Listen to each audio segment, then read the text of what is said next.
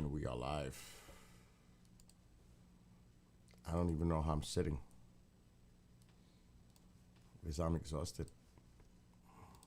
Oh, you had Pine Bush Fair live. Oh, that's cool. You see it? Under the tent, right? Oh, I did that live, yeah. That's awesome. I remember you had the camera set on. I don't know how that sounds. I don't know how that came out. So I wasn't monitoring it. I was checking it once in a while to make sure it was still streaming. Check with Bobby. He probably watched it. I know some people watched it. Yeah, I think V was there. I think even Amole was there. SKYWATCHER Gaming live stream, but it doesn't say live.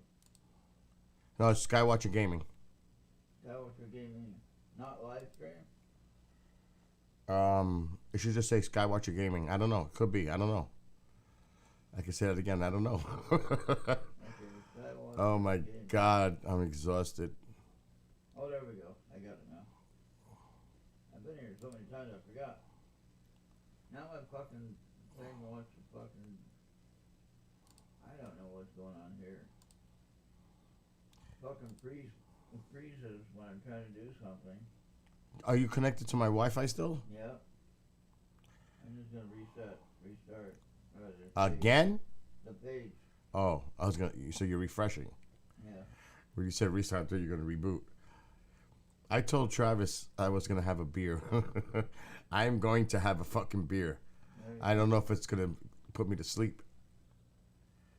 It's very possible. What the fuck is this? Oh, Genghis, I'm gonna share some stuff tonight. There's Ronald. Oh, wait, I'm gonna put my microphone really loud. Ronald, Yeah. was this like one of the best pine bushes ever? This has been, I've been here, this is my 7th year. This is the best one. I'm being honest. All of them were good, you know, even with all the problems, but this was the best one. No problems. This was the best one. And everybody got along great.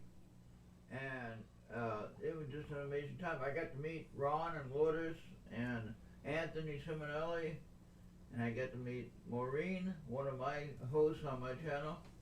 So yeah, we had a lot of fun there, just getting to meet everybody.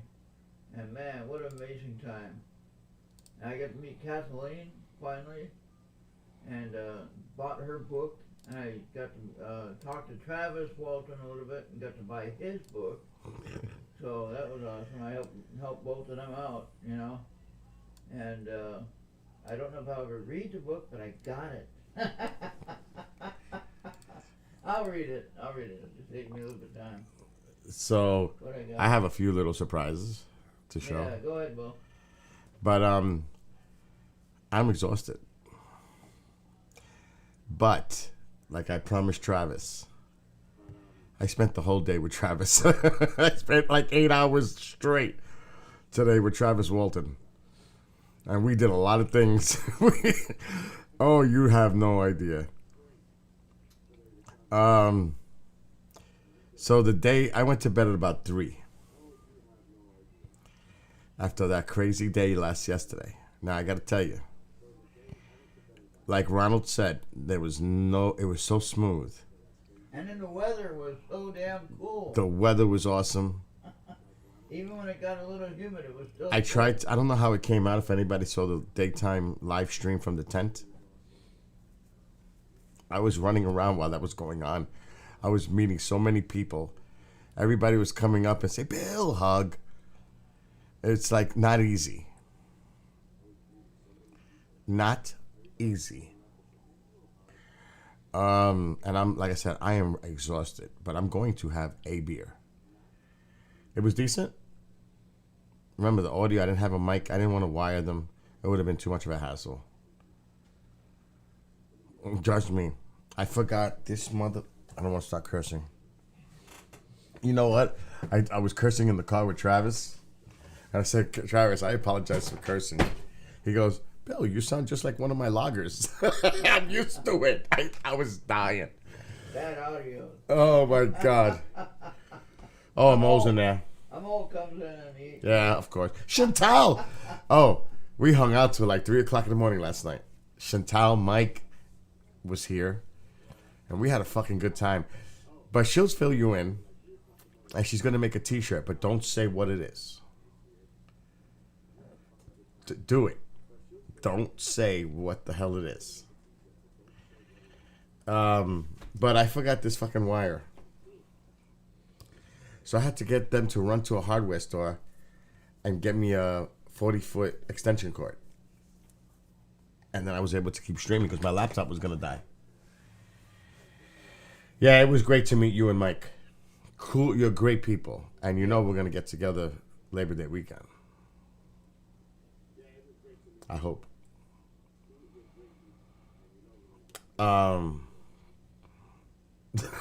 Kira. And speaking of Kira was there with her husband and Keith. And during the live tent thing, you might have seen me try to get Keith on camera, but he didn't want to cooperate. He just laid on the ground. He just sat and then went on the ground. He didn't want to go in, like walking. So I think Kira, or I forget her husband's name, my God. One of them picked up Keith and tried to show him in front of the camera. I don't know if you've seen that. You're welcome. It was his nap time. Chantal, you see the chat. You're in there. Yeah, Kira went around with her husband and Keith. They went all over the place. And Kira can tell you, Bill ran around again like a chicken with no head. Even though I didn't even have a KGRA table. Because I was helping everybody again. And streaming at the same time. Bill, you look like you want to go to sleep over there. Dude, it's only 10:10 and I'm dying. Okay, so then we got here. Chantal and Mike met us here. It was like midnight around? No, but it was 12:30 actually. I remember 12:30. We hung out till like 2:30, maybe 3.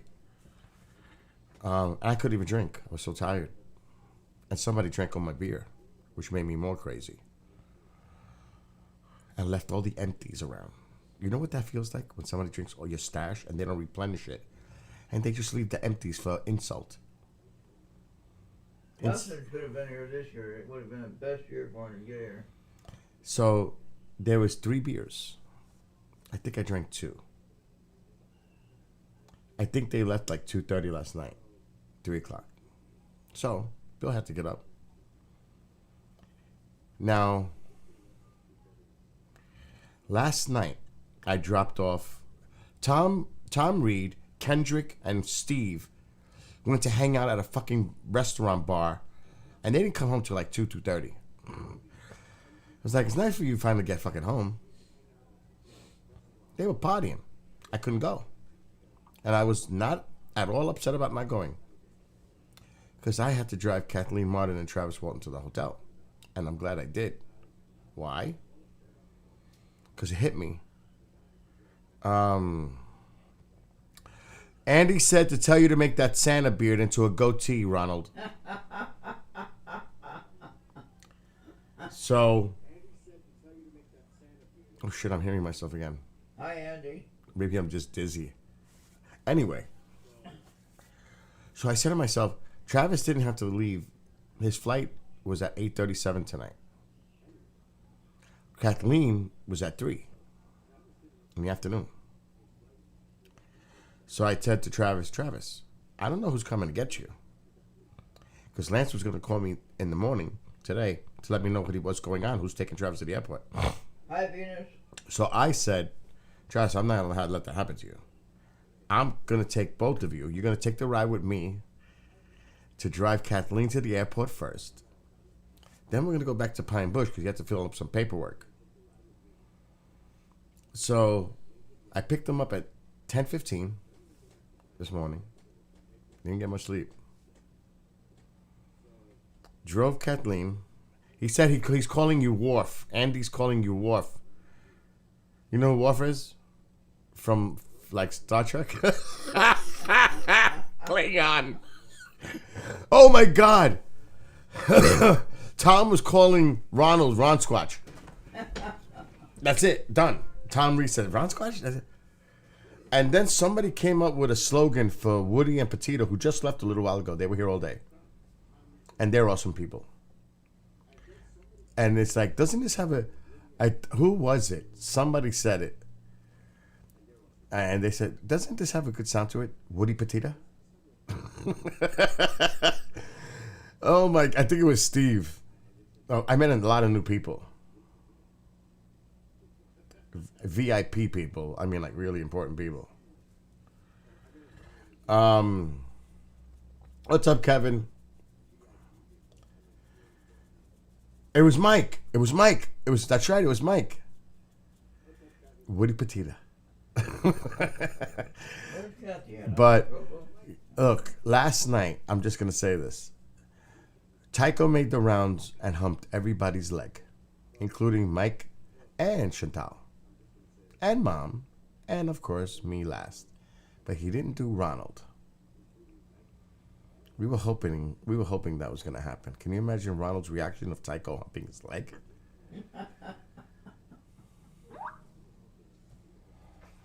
Yeah, Woody Petito. It has a nice ring to it. It's cool. I like it actually. Woody Petito. I lost what. Oh, Andy. I can't imagine what Andy's sending. I'm scared to look. Oh my God! Oh, Andy, don't do that. I'm tired. You want me to fucking die right here live? What is Andy saying? I want to show you right now on the screen. Oh my God!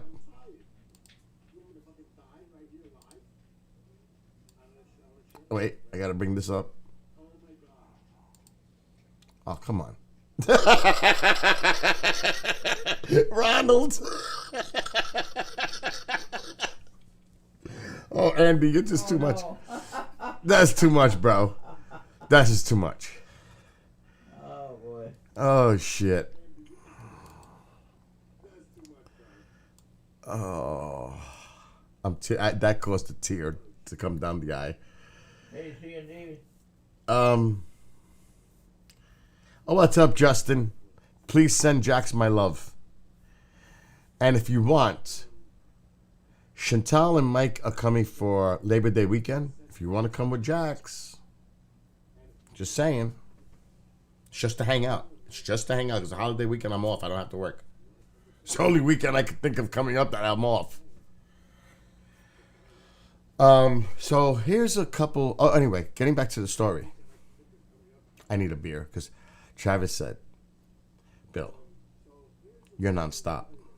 I don't know if, oh, this was in the car. You're just nonstop. You don't stop. And I told him, that's me, Travis. That's what I always do. And he knows me from past. I said, I'm going to go, you know what, Travis, what I'm going to do? And I told him the whole beer story. He and I went to the beer distributor. And I told him, Travis, they screwed me last night. See, I make, you don't even know what I did with Travis today. He was dying. His way of dying, he was laughing quite a bit. It was funny. But anyway, I said, Travis, I'm going home tonight. If I drop you off, I'm having a beer. He said, Bill, you deserve it. You earned that. So, I'm going to get one right now. I bought German beer. Oh my God. You okay? Yeah, I just put these things in them.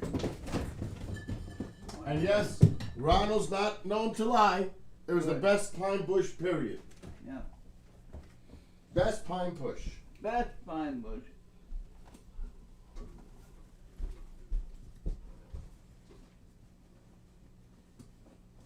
Where did those go now? Oh, fuck. Oh, no. Anyway, I'm coming. There they are. I got my other one.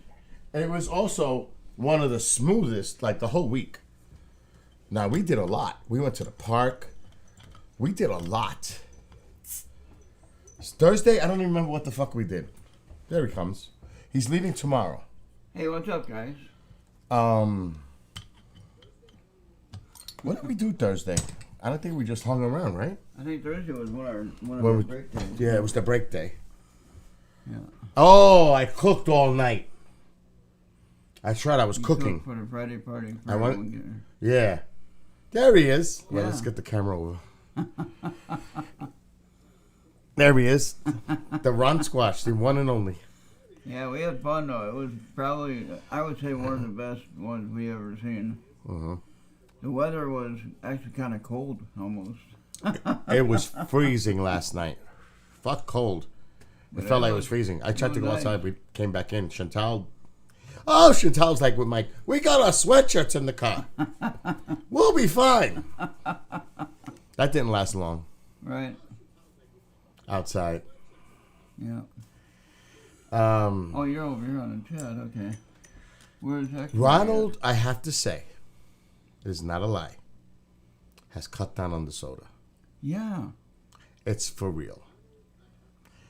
How do I know? There's still a lot of fucking soda over Right. there.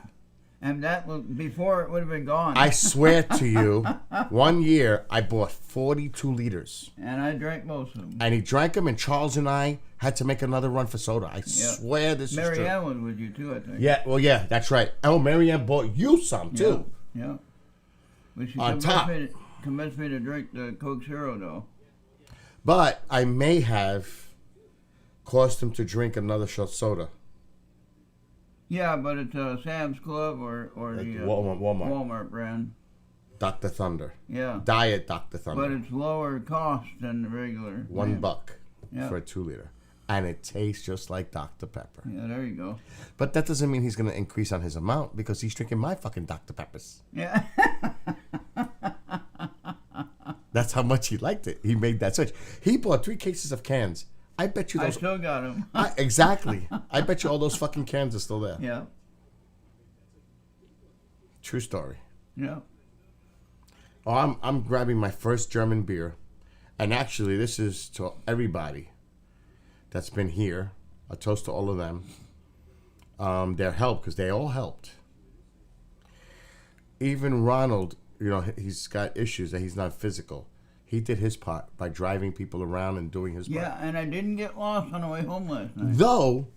Though, a funny thing that happened yesterday was that we were all at the convention center, the community center. And we're like, where the fuck is Ronald? I'll tell my part of the story, though, if you want. Go ahead. I was sitting there waiting for Ma and Kendra to come out. What?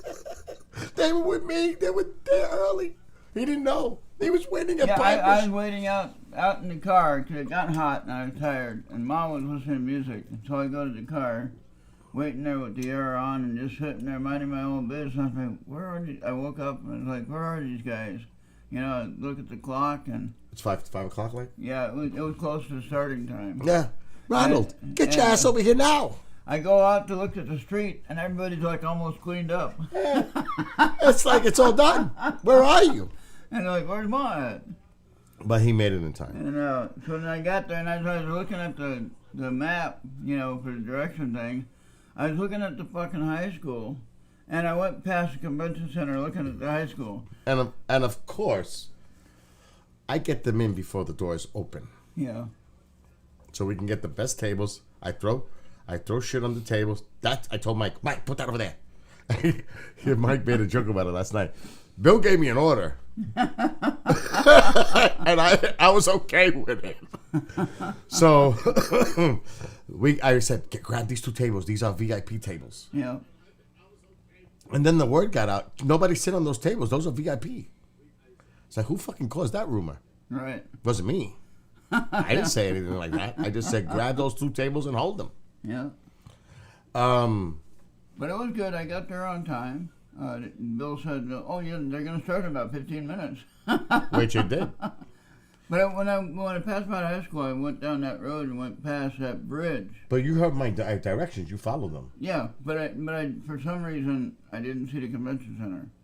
You passed it? I went right past it. Oh, shit. I was looking at the high school. But I said it was right across the street from the high school. Yeah, I know that. I got to I went past high school, like, there's no convention center here. But you've been there before. I know that, but I never drove it before. Oh, yeah, that's true. Yeah, I've always You go been, with Mark. Yeah, I've always been riding. Yep. So that's the first time I drove. So, yeah, he got there in time. Thank God. But getting home, I used the Waze direction map thing that Woody And it showed was me. better? Good. You need to use that on the way fucking I'm home. going to. He already got his hotel for tomorrow night, folks. Yep, I already got my hotel booked for Veteran tomorrow. discount. The Yep. whole 9 yards. And Perrysburg, Ohio, which is near Toledo. So it'll take 8 hours to get there. He'll end up in Niagara Falls. That's what Andy said. You're going to see pictures of him going in a barrel down the fucking Niagara Falls. Holy shit. And Andy said... A Ron Squatch sighting. When I was on the way there, Andy said, go visit Amanda. Oh, shit. Let me see. Andy sent another one. I'm afraid to look. Uh-oh. Oh, shit. What the fuck is that? Wait a minute. That was Lourdes. Yeah, I took a picture with her. Yeah. Okay. What did Andy do? No, that Oh, one. shit. Oh, my God, Andy. That's funny. Oh, no. That's funny you did that. I've got 2 Boston creams in the car. I bought them with Travis. We didn't eat them. I've got 2 Boston creams in the car. I'm not going to eat them now. I got to bring them in. That's like your Look at that. floaty, huh? That just reminded me. I'm afraid to see the next Andy photo because we're on YouTube. So I may have to do my own censorship. But we'll do it. Oh! Oh, my God! I'm not that thin, though. Holy shit! I hear you in the background. Oh, that's great. That's great. Andy, that's fucking great. Oh, my God. Oh, shit. Andy, I mean, now he's got me saying, do you want to take that chair and come here, or you just want to No, stand? I'm okay. Just hanging out for a little bit and go back to my Chair. computer in a minute. Before Tycho takes it. Yeah. I got my computer on. Hopefully he doesn't. So, oh, by the way, I should tell him. I'm going to have a special treat for all of you very soon. Uh-oh. I'm going to text him. Oh, no. I don't think I added them. I was talking to the band last night. Oh, the one that was under the tent? Yeah. No. No. The band in the convention center. Yes. Or the 2 players, whatever. Oh, no. What happened? That's Kathleen Martin. Oh, there we go.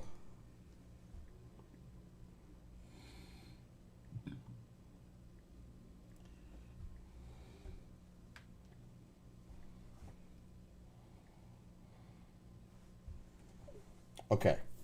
I just messaged them. They always play every year. Okay? Ronald, you've seen them before. Yeah. They've been there for a long time. Maybe as long as I have been involved. Sometimes I'm... This is like I think I started in 2015. Yeah. 'Cause that's, I think, the year that we all went to Pine Bush. I mean, not Pine Bush, Nuclear Lake. Could be 2016. But I've been there for quite some time now, 7, 8 years. And this band always plays. It's father and son. And they dress like the Blues Brothers. Mm-hmm. But I remember him when he was playing guitar, the son. And the father's super talented. You could tell he's the music director. He's the one, the brains behind the operation. He's the one that probably makes the arrangements and has taught his son how to play. He started when he was young. Like 6, 7 years old, something like that. They're brilliant. It's like jazz. Yeah. And I'm not kidding. He's 18 now, because I asked him last night, how old are you now? 18. 18? And you play guitar like that? He plays the guitar, and he doesn't even look. He's just jamming along. No, just playing. Yeah. Not looking, just playing. And he's freaking brilliant. Of course, the father's great. Then the kid picks up a fucking saxophone. I don't remember him doing that. I heard him playing the saxophone. Yeah. It's like, what? This is a new thing. Yeah. They're gonna come on. They're gonna play their music. They're going to allow me to play their music on my streams. Oh, that'd be cool. And on KGRA, with credit, of course. You wait till you see and hear these two. I'm like so impressed. And then I told him, you ever think about putting some distortion to it? And he likes funk. He told me he likes funk. But I told him, experiment on other types of music. Broaden out. It's only going to make you better. Like he needs to be. Go ahead. Yeah. Like he needs to be better. He's that good. And that's the father that, to all the father, he, of course, the kid deserves the credit for playing the guitar and learning. The father deserves the credit for creating a person that can play that way, and the training and dedication. Very impressive. So, oh wait, you got it. There's more, Papa. There's so much more. And don't worry, you want Travis and I are gonna hang out again in Roswell, and I'm telling you, I had such a great time with Travis Walton today. And always, but I gotta show you. I'm gonna show you the conference. I'm gonna show it. I don't know if I can do the whole thing tonight because I'm exhausted. But so Travis and I dropped off Kathleen Martin at the airport. We got to Pine Bush by 2. We went back to Pine Bush. So then Lance says, guys, I'll treat you for lunch. Go to the restaurant next door. Give me some time. Because Travis had to sign some paperwork. So we went to the restaurant next door. We had Burger Deluxes, Travis and I, talking. So they had a delay with the burger. Because they had to mold new ones. And we were cracking up. I told Travis, we got to check the backyard. There might be a dead cow back there. And if they're grinding it up back there, we were dying. So the girl, the waitress, she comes, she says, yeah, were you guys here? This is what she says. Were you guys here yesterday for the fair? I said, yeah, we were here. We were hanging out all day. And then I started messing with her. Did you see the speakers at night? And Travis knew I was gonna mess around. And she said, no, I was working, I was busy. I said, it was great. Travis Walton was there, Fire in the Sky. Have you ever seen the movie? No, I've never seen the movie. I don't know. I like UFOs, the subject matter, but I don't. So I said, it's a movie you really got to see, but when you see the scene in the craft, it's absolute bullshit. And Travis is trying to hold it. Because that's the one part in the movie he cannot stand, okay? So I said to her, and guess what? Travis is right there. What? Yeah, that's Travis Walton right here. She said, oh my God. And she goes, I swear, I promise I'm going to see the movie, but may I take a selfie with you? It was classic. Travis said, so anyway, after that, we head back to the museum about 3:30. And there's a young couple in there. And Travis and I walk in. Travis says, hello, how are you? He's very polite and quiet, unless you know him. Then he's not so much quiet. We didn't stop talking the whole fucking 6 hours. Anyway, so 8 hours, really. 8 hours. Yeah, 8 hours. So I said, were you guys here for the fair yesterday? No, we missed it. Wow, it was great. Travis Walton was there. I did the same thing. Kathleen Martin, Tom Reed. Are you familiar? Then I said it again. Are you familiar with the Fire in the Sky? Have you seen it? No, I never seen the movie, but I read a little bit of the book. So I know a little bit about it. And it went on, and then I said, well, if you missed it, Travis Walton's right here. And again, the same reaction. Travis said, I told Travis, if we would have got this on video, can you imagine if this went viral? It was great reaction. They took it well. Travis, and I said to Travis, I hope you didn't mind me joking around about these. He goes, Bill, fine. So we had fun with it. We were joking around today. So he was really beat up, tired. So I was talking. I think I bored him to death. And next thing I know, he's sleeping. So I said, Travis, put my chair back in the car, get some rest, and lay down, for the rest of the trip to the airport. He did for like 20 minutes. Then he got back up.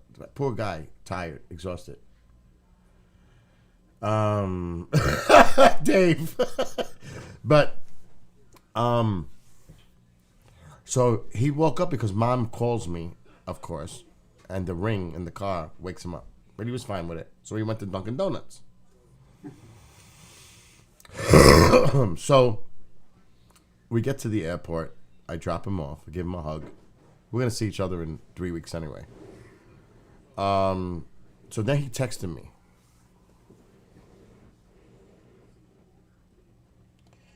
This was at 6:30. This is already a half hour. I'm already on my halfway home. Bill, I'm at the gate. A delayed Cleveland flight needs to get boarded and clear out the area. And then he goes, even the pilots have to stand and wait. And he goes, LOL. I said, wow, try to rest as much as possible. Then I got this message at 8:54, a couple hours ago. Not even. On board, because we made a joke about having window seats when we fly. On board in my window seat. Thank you again for all your very professional assistance. Because they both said, Bill, you are great at what you do. And making it smooth, making us all comfortable. They were so grateful. Because that's the way I am. Doesn't matter if it's anyone. Action, Tal, and Mike. Or Petita and Woody. It doesn't matter. I'm like that with everyone. And that's the way it should be. You treat everybody fairly and equally. Nobody's better than anybody else. And that's what he wrote me. And I was flattered. Goodbye, Chantal. Tell her goodbye.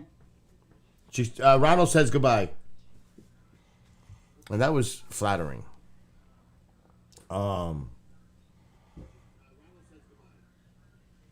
That meant a lot to me. And he's coming back to Pine Bush next year. I already nailed that. He wants to come back. He loves Pine Bush. The people, he loves the people, the atmosphere. Not me. He's not coming back because of me. He says, Bill, I like coming to Pine Bush. So he's coming back, and I'm gonna work on 2 super names to go along with it, and Lance approves who I have in mind. I'm gonna work on this shit this week. I'm gonna already have next year done. No playing on. There was thousands. Ronald, tell them how crowded that place was. It was probably close to 8,000. 8,000. Yeah. I was gonna say the same number. In the conference hall, we had sold out. In the conference hall, we had probably close to 100 people, right? Believe it or not, I think it was 150 who sold. Yeah, okay. Yeah. So 150 people. The place was packed. We're going to have to make it to 200 next year. Yeah. I think it's at 45 a piece. You have to put up more tables. So, he did okay. Travis sold every guy. I told them both. I told Travis and Kathleen. Kathleen brought 50 books. Sold them all. I bought one. I bought one too. And I did pay. And Travis bought. He sent 3 cases of books. They were gone in 2.5 hours. Are witches, aliens, in secret? I don't understand the question, Cutie Cake. I don't understand the question. Are in secret? Are witches? Oh, are witches, aliens, and secret? Is that like are witches, aliens? No. Travis' presentation. Oh my God! You don't even know what happened last night. Oh my God.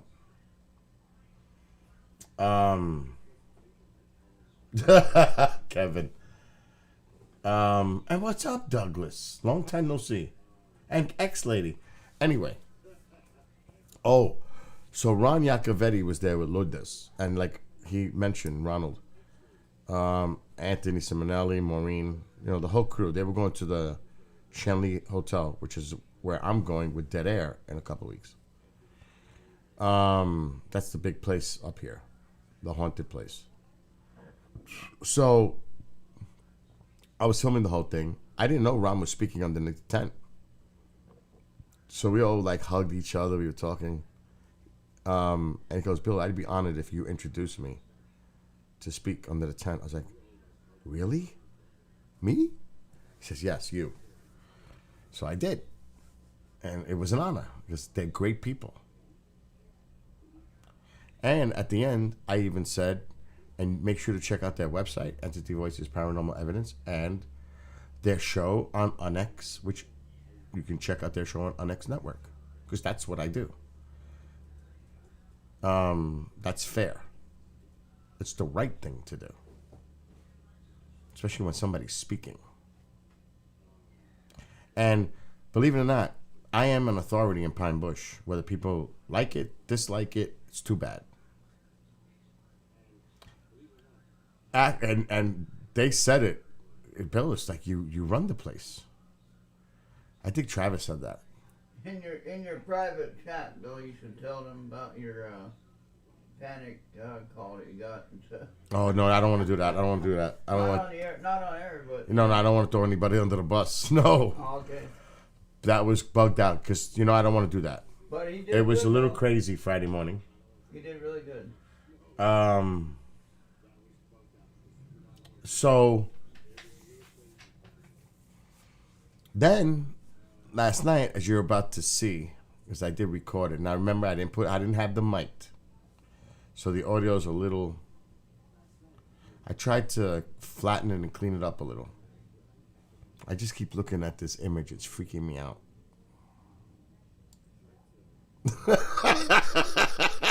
I keep seeing it. I'm like, is Ronald sitting over there? Or is he on my fucking screen? I'm like, what the? Holy shit!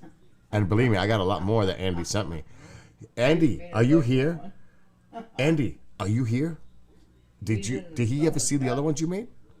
I'm gonna put them on the screen if he hasn't. Let's do it first. All right, hold on. Andy's. Oh, what the fuck is that? Is that Snoop Dogg? Oh my God, I'm freaking out now. Look what Andy sends me, Justin. Look what he sends me. Shit, I grabbed the wrong thing.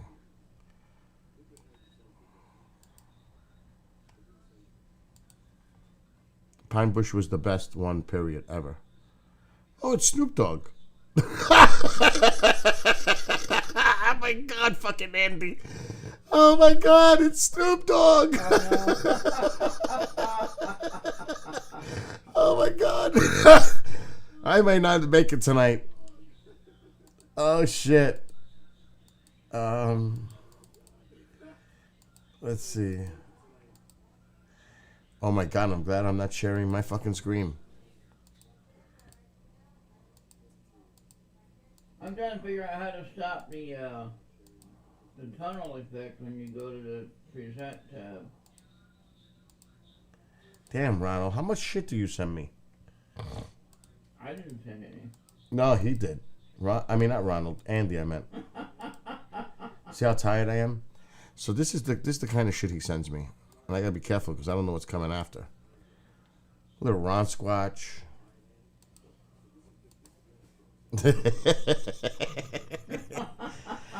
Oh my God. This is what I got to deal with. Yeah.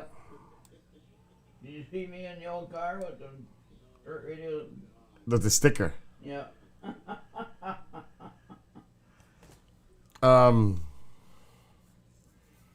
So I'm the guy who's walking around the room with the fucking microphone. Does anybody have any questions? Let me tell you. That worked out pretty good though. It did. It happened all of a sudden. I just decided to do it.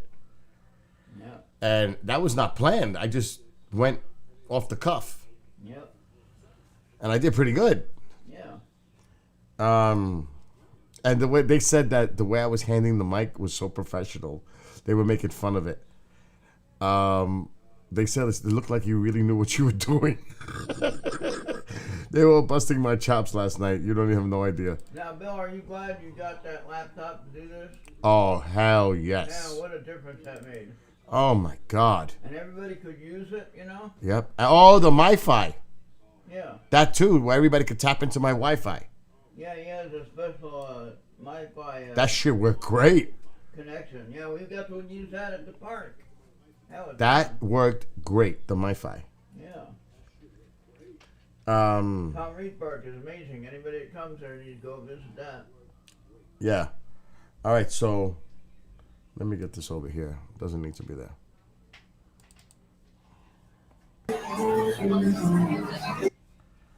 Okay, here we go. Oh, by the way, before I do that,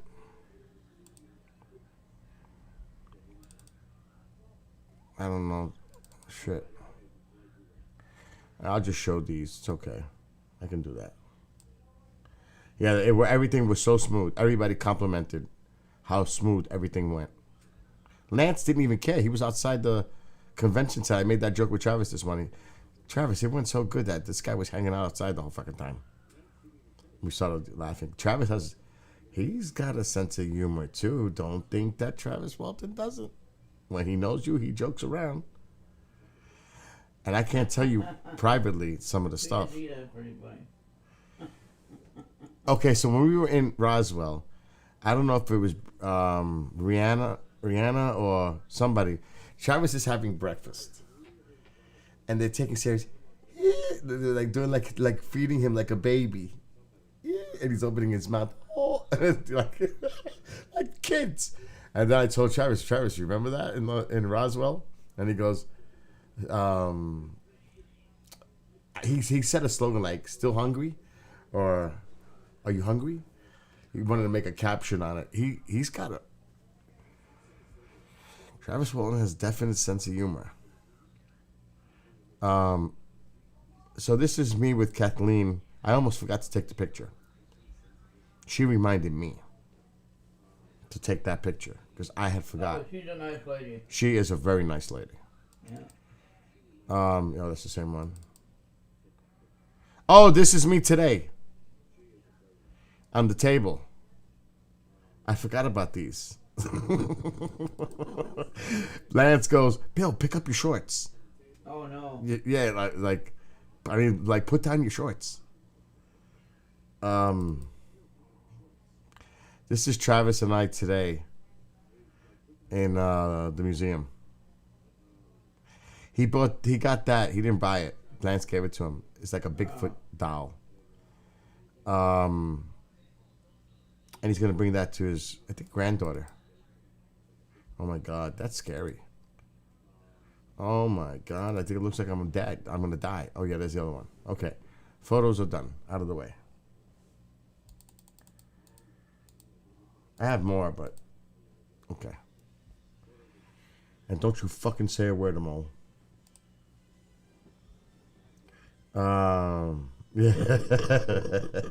Justin. That alien part was the part that. So this is last night. This is the event. Oh, I can hear his audio. It's all right. I'm gonna lower my thing a little bit. Okay, so I just started recording. Kathleen went first. Bill Wine actually did a little thing and then he introduced her. So she spoke.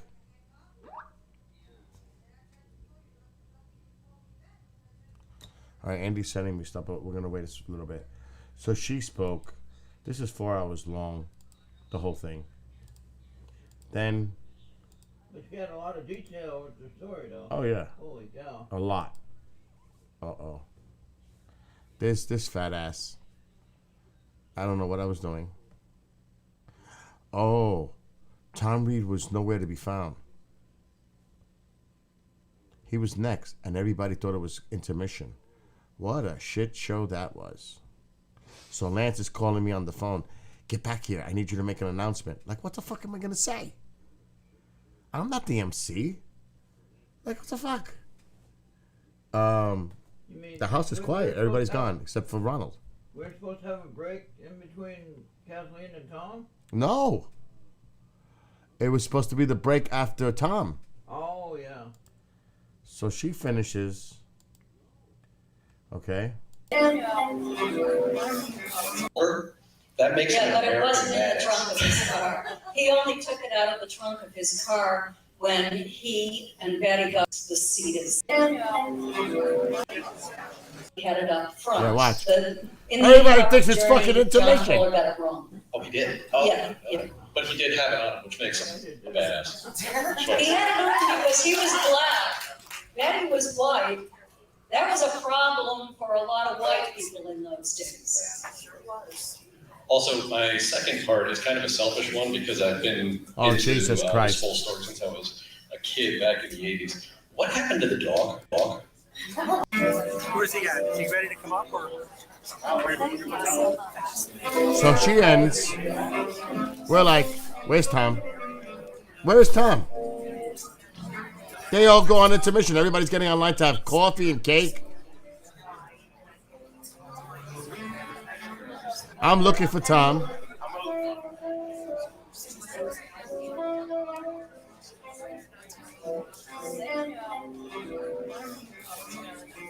It's like, what the hell's going on?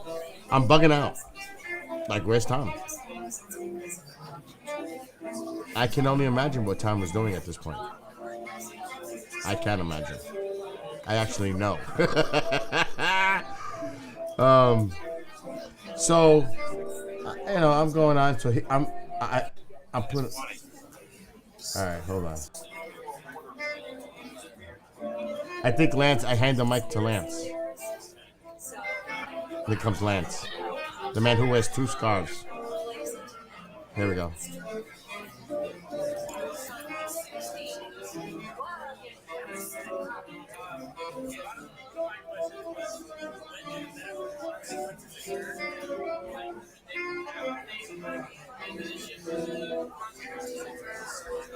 Well, the medical procedures took place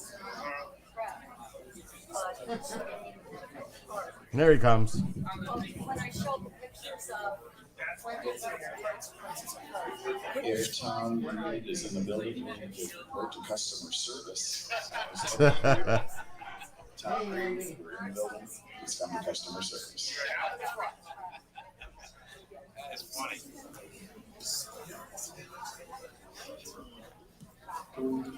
So Tom goes on. Front of it was putting out like mini lunches. Oh, watch He's this. been a very, very good friend of mine, as Kathy has as well. So I decide, instead of the guy that was introducing everybody and reading off a piece of paper, I said, Tom, you introduce Travis. You guys know each other for a long time. Yeah, that worked out. And that it worked out really good. So I told Tom, do it. And he And did. you were worried about this PowerPoint stuff, whatever. Oh my God. Travis gave me 2 drives. But it worked, though. It worked, but it was... Better than the last time when it didn't work. That's true. I was in charge. That's why now. What was that year that happened when Peter Robbins couldn't do his presentation? So I'm in charge of all this. Audio, well, you know, all of it. Setting up the audio, the mic, I do it all. I know the equipment really well. Problem with the laptop connecting with something, whatever. Yeah, oh my God. So, Tom comes up. Right. But there's a funny thing that's coming. That's why I'm skipping. You know, Ron's been very good.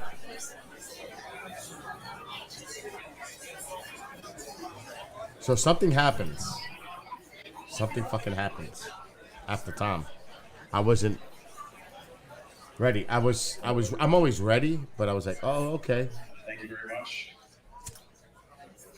And I was honored to do it, actually.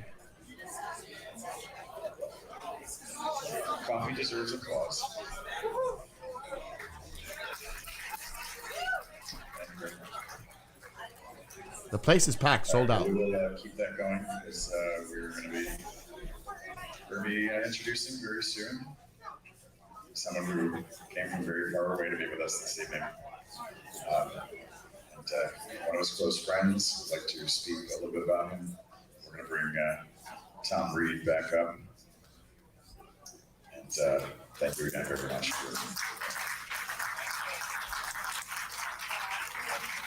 And before Tom starts, I just wanted to get a round of applause for Tom and Tommy Brendel.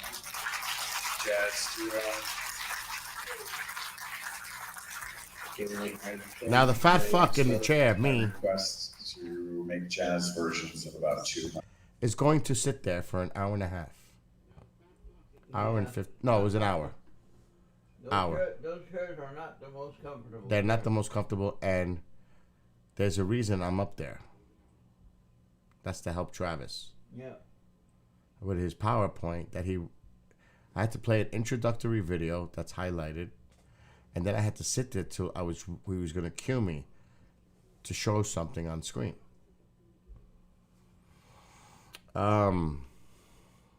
So 100 sci-fi songs. I got to tell you, Thank you, and Tom Reed. Thank you, guys.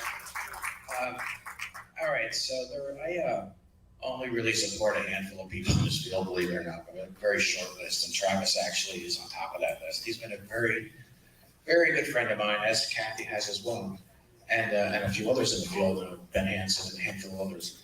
I'd like to say that, when I started talking about this, it was very difficult for me.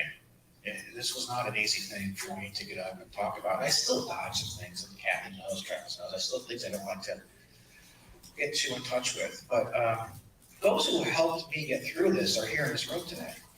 Kathy has even written about me in a book of hers in the past. And, Travis has been there for me in a number of ways. And so to introduce him today is kind of an honor for me. He's a very dear friend and someone I support 100%. And he's an icon in this field and really needs to be respected for that. Travis, thank you so much, man.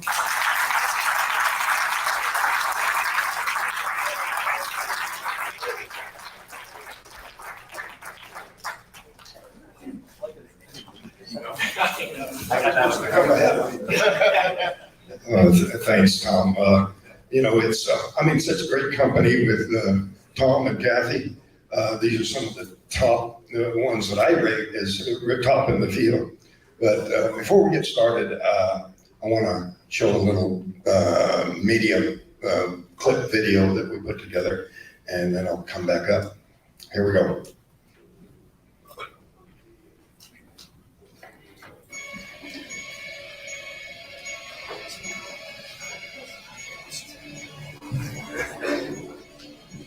so I played the clip. It's actually really interesting.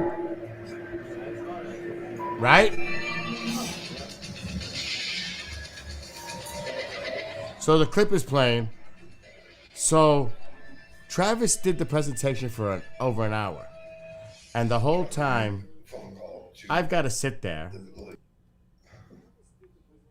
That's toward the end. Priority was to prevent them from getting killed like they believe they seem to get killed. The whole fucking time, I'm sitting behind Travis. And I'm like, where do I look? There's 150 people in front of me. I had to stare at the back of Travis's head the whole fucking time. Because I definitely wanted to listen to what he had to say. But it's different looking somebody speak from behind than it is in front. It's a little awkward. I'm telling you. It's a little weird. I'm right behind them. So, you know, and I don't want to fidget. I don't, you know what I mean? Because everybody can see me. It was a little weird. So they didn't use the name of the director, just the director, Central Intelligence Agency. And FBI was turning the case over to the CIA. I think that's where the $10,000 was coming from. It was a little bizarre, to say the least. Which is, are you kidding me? Who's going to get out and wait in the dark? They didn't. I had to laugh. They all said, no, we'll stay in the truck and we'll go back with you. Reluctantly, but they did. And I got to hand it to those guys. It was really tough, you know. It's really that he offered $10,000 to The whole fucking time I'm sitting there. You know, some sightings of some. At least nothing like had another. So now I'm gone. Radiation kills things. Wait, my man. Radiation kills things. In my case, I'm still sitting there. So there was here I go. a fisherman at Black Canyon Lake that saw it too. I couldn't be in the back of the room because of the laptop connected to the wall for the PowerPoint. You cannot use a HDMI cable without it being powered for the signal from the back of the room doing a PowerPoint. It's not gonna work. They have special extenders, but they have these boxes that you plug them in that can continue the line. It's a long story. Can you imagine if I went like this? Oh my! That would never happen because when he speaks, you're glued in. Glued in. Very inconvenient to make that sort of thing public. But it was great that in these later videos that were made, interviews with the sheriff, he was able to. I can't fast forward it. It's really difficult. Admit, in my case, I was probably going to die if they couldn't convince me to cooperate. Let me see if I can go back. In my All right, case, right. Stuff in his When I get up. files. Oh my God. It took like 20 minutes. After many years, researchers, were able to get to the sheriff and talk to him about things, and one of the top deputies, that they were aware of these. I was complimented so much by everyone, It was just, including people in the audience, how good of a job everything went last night. That's a good feeling. But it was great that in these later videos that were made, interviews with the sheriff, he was able to. Taking off myself off screen, I gotta do PPP. Admit that this had moved him in the position of believing that we had told the truth, even though he was a skeptical investigator, and even had. All right, I'll give you a shout out, but don't make it a habit. A number of law enforcement Enter people what? in the area that 10K were unable Kazal? to talk, unable to I'm speak already out. got you. I didn't do it. Kind of thing you can admit, but their job That's is true, to Justin. have their eyes open and pay attention to everything, and when they're out at night, they're far more likely to see something than just people who are sitting inside their house watching television at night. So what are the odds, just do the math. It's been an incredible experience, and there's so much to tell. I'm probably missing a lot of things, but if we open up the questions, we could probably touch on some of those areas to see what I'm leaving out. Lance, do you have the other microphone? So we can get it. Yeah, what was your question? I'm curious, the men with the helmets that look human. Leave him alone. Don't bother him. Let him. It's fine. I suspect that the human military, our military or whatever, is working But check this out. aliens. Do I suspect that the human-looking person was an agent? So I'm scrambling to find that other mic. I don't know where it is. Lance had it when he made his announcement. I'm trying to figure out where is the mic. But it's also possible with an extremely advanced So technology that now I found it by now. simulate something, maybe create something that looked human enough just to get me under anesthesia again to complete the repairs, the medical attention that, you know, I was probably going to die if they couldn't convince me to cooperate. High technology, they could create something, an illusion or an android or something, or maybe even a species that look like humans that are visiting the Earth that might be willing to assist in getting me out of there and It's not working. back under anesthesia. Any other questions on this side right now? There's some here. All of a sudden, this shit fucking works. How accurate was the? There I go running around the room getting questions. The depiction of the alien in the movie was not accurate. They didn't resort to that. I think that they went to their storage locker and dug up some more. That part aboard the craft was so fictionalized, it was very Oh no. disappointing. What? When I got a copy of the script, the part aboard the craft was not in there. And I think they knew I was going to be upset about that. But we're working on a remake, and we're going to stick to the rest of it.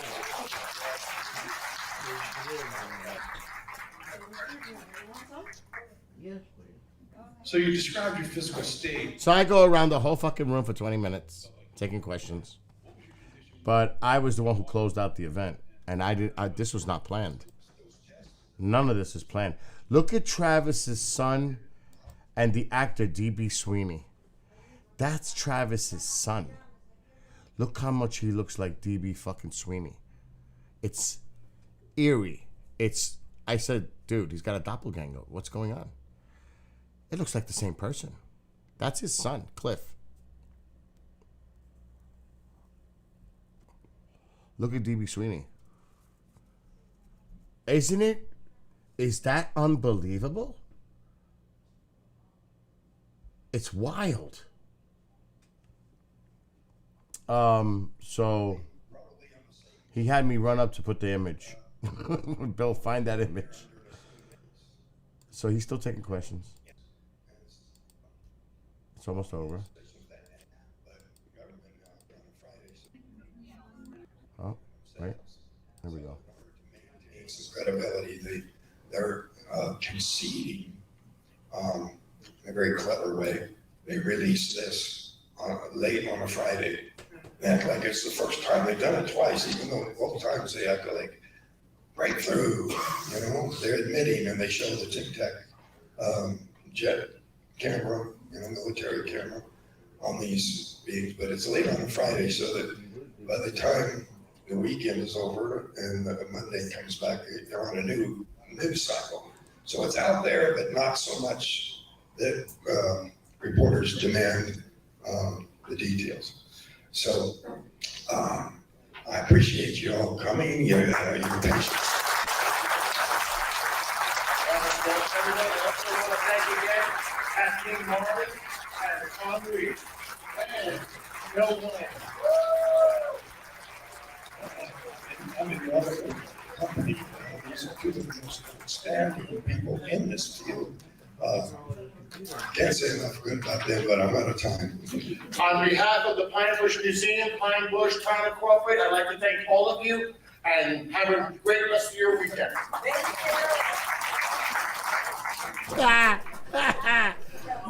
The fat fuck got the last say.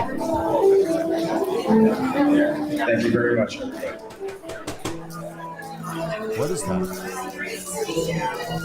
Computer, What was that sound? not working. What's not working? The fucking Bluetooth connection. Don't bang your laptop.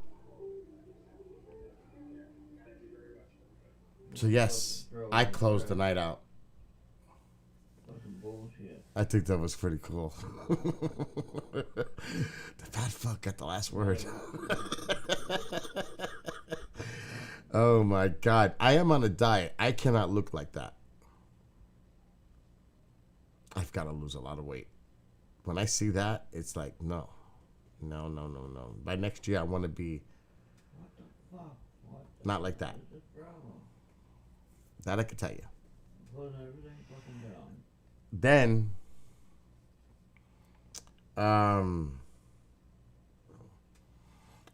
I wasn't there to speak. I'm ready to fucking smash this thing in pieces. Don't do that. Then, this was pretty flattering. I have to say, this was flattering. Well, what could that be? And they even said, May have.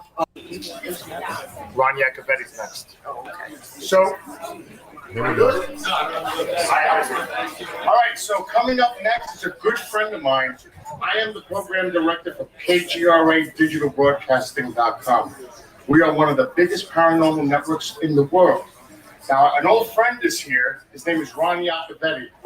He's part of, yes, he's part of Entity Voices Paranormal Evidence. Lourdes is here as well. Anthony Simonelli is here, a great friend. So I'd love to introduce him. Great friend of mine, a great researcher. I actually went with the team to the Kreischer Mansion in Staten Island. And I was there for KGRA, and I had my camera right there. And I am not kidding, we were in the basement, and there was a sound behind us. And they had all their equipment out. And I said, there's a noise. We all looked at the same time. There's a noise that came like from that direction. So there was another room there, and they had this device that when they went near a bathroom, it picked up the image of a small boy. And I seen it. I was like, oh my gosh, that looks like a small child. So I actually seen their work up close and personal, and they're great researchers. So Ron Yacobetti, come on and step up to the mic.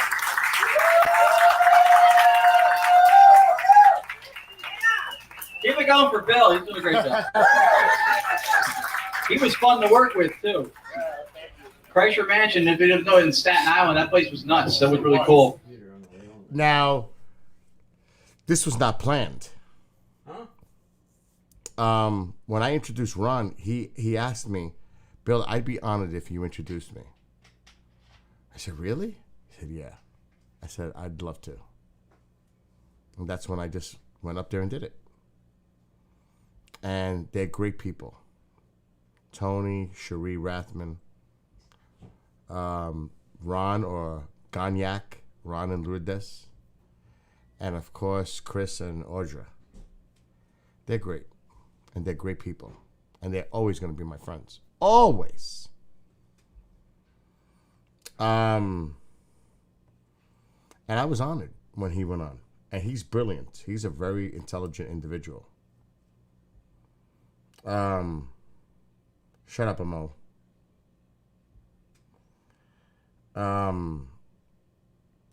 Yeah, I gotta lose weight though. I'm telling you, I'm getting a complex. So I streamed this whole thing in the tent. And it was fun yesterday. Everything went off perfectly. Like Ronald said, and I agree. It is one of the best events, period. Oh, well, let's not see. Let me show you what happened at the end. Because this is the kind of person I am. And professional. I joke around here. I mess around. But when I have to step up and do what I got to do, I do. But people are skeptical of a lot of stuff. If you taking donations for fried Oreos, and then get it out of there, and then just to take the skeptic. What do you mean? And plans meaning? The show is Entity Voices Paranormal Evidence. Make sure to tune in. The voice responded and he goes, I can send people the files on our YouTube channel, which is Ganyak Paranormal, Gonyac Paranormal. It said, she goes, hi. He goes, hi, Lourdes. And she goes, hi, how are you? And he goes, I'm good, babe. Love this bitch. And she was like, what? That was in real time. Yeah, and I actually asked for his name, and he gave me a name, Avon Jennings. Avon Jennings. So we have real time back and forth. It's just been short. We're trying to figure out how to make a longer conversation But not happen. not 1-2 word conversations, what you would see or out of a Q&A like with a ghost box. Ghost boxes work. I think the methodology works because it has white noise, but I don't think it has the potential for an open line like what we're doing. And we still don't know the boundaries of it. So They have a weekly show on UnX Network. And also, what's the website? our website is GonyakParanormal.com. We have Gonyak Paranormal on YouTube. We have a Facebook page called ITC, The Invisible Art. And the team? The team website is Entity Voices Paranormal Investigations, and then the show is Entity Voices Paranormal Evidence. Make sure to tune in. Yeah, it's GONYAC. It's her last name Gonzalez and my last name Yacovetti. We went with Gonyak instead of Yakgon because Yakgon sounds like a bug repellent. And we felt like the paranormal community wouldn't embrace a bug repellent. I think you agree with me when I say that that would not be a very positive thing to it. Yeah. Thank you very much. Thank you. And Bill, thanks so much. You got it. All right, folks, we're going to cut it here. So, see that? That's how you do. There we go. Hold on. What is he saying? Great time together, and I love their team, and I love them. Have a great Stream, but you can't see it from there. So, hope you enjoyed the stream, Ron, and everybody here. So, there they are. Love this guy. Haven't There he seen is. him. Love this In a guy. while, but we had a great time together, and I love their team, and I love them. Have a great night tonight. Good luck. You're going back, right? They're going to the Shanley Hotel. Motel or hotel? Hotel. It's like 20 minutes from here, so that's where they're going to do an investigation. Thank you so much. Oh, so good to see you. Yep. All right, everybody, we're going to shut this down, and we'll see everybody. See? That's how you do. Professional, and it's not just professional. It's on a friendship level. It doesn't matter. It doesn't matter. To me, friendship's more important than anything else. And they're great people.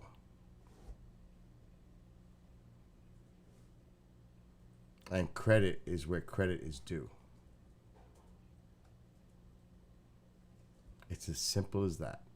So, like I said, yesterday was fun. Alan B. Smith was there. A lot of people were there. Matter of fact, I did get it. Right here. I got it. Put it on top of there? No. I got it. It's beautiful. Comes in a beautiful case too. It won't go anywhere. The Mission 4. Thank you. Nice. I haven't put it together yet because I haven't had fucking time. How you like it? It's good. Yeah? Yeah. Can you see? Oh my God. Him and Tycho had their Let me give you. run-ins. I gotta tell you. He bit him hard. He bit Tycho hard. And Tom Reed decides to grab Tycho while he's trying to bite Ronald. So guess what happened to Tom Reed? He got bit. And there was blood. Who got bit? He didn't want to tell you. Tom didn't want to tell you. What? Tycho bit Tom in the thumb and made him bleed. No. Oh yeah. Oh yeah. Tell you, Billy Rap. Tom said, "Don't tell your mother. I don't want to get her all upset." I took care of it. But there was a lot of bleeding, or? It was not a dripping blood, but it was. But There was he blood. did it, but He did drew it. blood. Exactly. That's no good. No good. That's no good. No at good. all. No good. Get a melatonin in your ass. What are we gonna do with this? Can we take Ma, it to a trainer? this is not the time. Okay. We'll take it to a trainer? So You know, to teach him? now I had prepared Ronald in the event that a mole was to mess with him. I had a line ready for Ronald to respond. And I don't remember what it was, but it ended with balls. It did end with balls. Oh my gosh. But it was great meeting Chantal and Mike. Of course, Woody and Petita, or Woody Petita. New people, new friends, great times. It was really good. And the two musicians, people who have to, they deserve a lot of credit because they're really good. And what the hell was that going to show? Am I going to show what? I forgot what that was all about. Oh, the gun. It's big. The box is like, I don't know who said it. What the hell is in that box? It's a big box and it's heavy. The case is beautiful. And it came with 2 full of these. Time to play the game. Oh boy. And I got 4 extra cartridges that I had ordered. Because that's the way I go. Oh, Bill's going to have some fun. Travis was going to come today with me and we were going to play with it, but we didn't have time. He said, Bill, let's go. Sounds like fun. So me and Travis are going to be shooting out there. Next year, I told him, Travis, next year when you come into my house and we're going to still do that. Mission 4. He started laughing. I'm telling you, I had so much fun with Travis Walton today and the conversations that we had.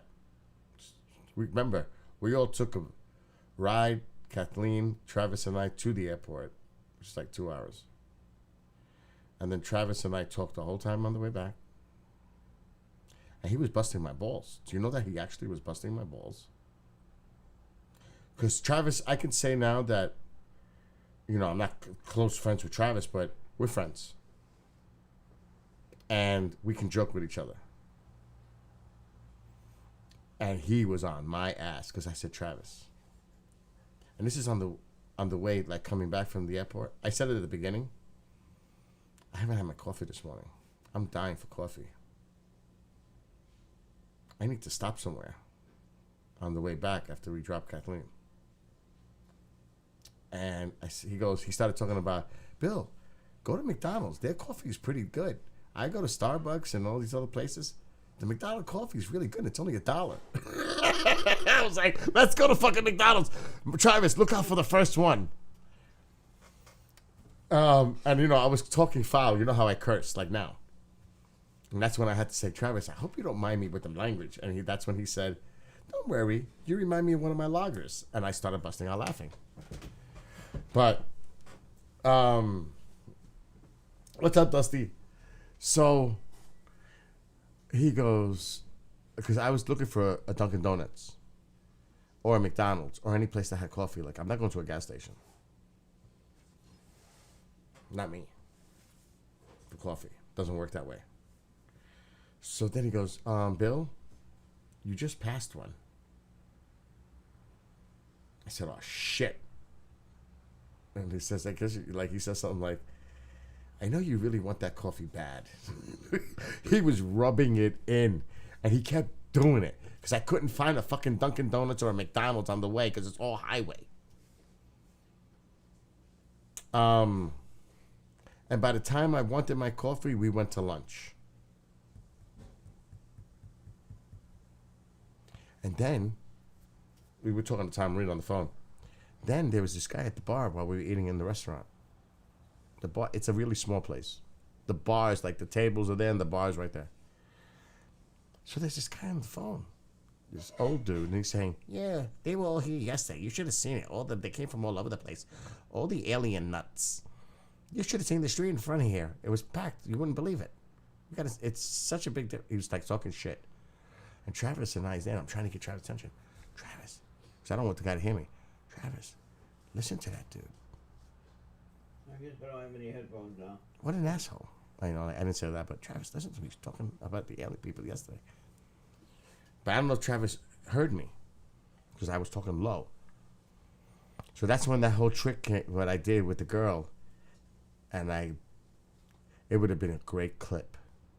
If I would have got that on viral, that shit would have had so many hits with Travis Walton. It would have been great.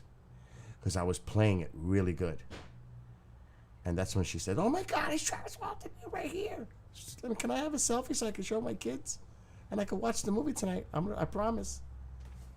So then, the guy that was on the phone must have heard the conversation. Of course, we're 2 feet away from him. He's not sitting on the bar, talking on the phone. Tycho, no. He must have felt like a Tycho. He must have felt like a real ass when he realized Travis Walton is in the same fucking bar as you are talking shit.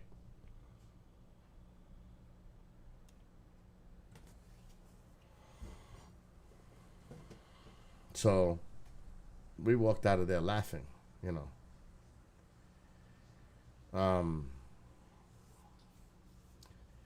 Yes, they are remaking Fire in the Sky.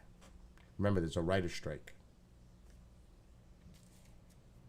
You know they're making a Tom Reed movie, right? It's called The Bridge. And it's gonna have a nice budget. Oh, did we have? I'm telling you, you have no idea.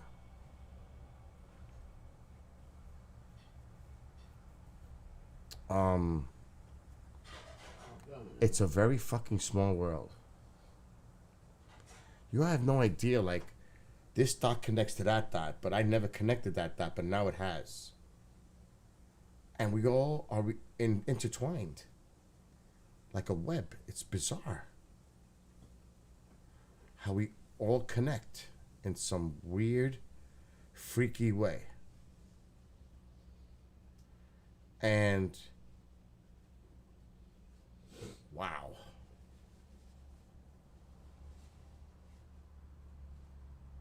For real.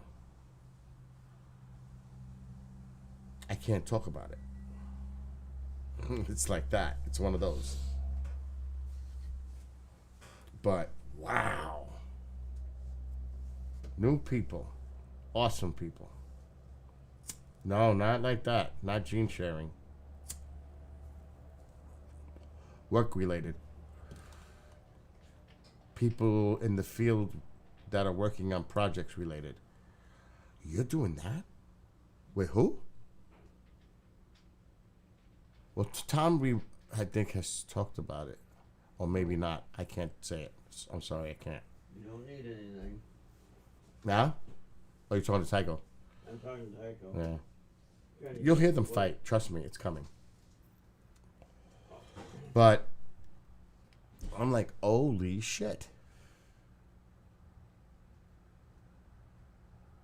It's a holy shit moment. Do with that now. They should make a Ron Squatch movie. It was funny because Tom was calling him Ron Squatch. I said, dude, they call him Ron Squatch. I call him Ron Squatch. As a joke, you know, we just mess with him. Then he started saying, Ron Squatch. Tom was doing it.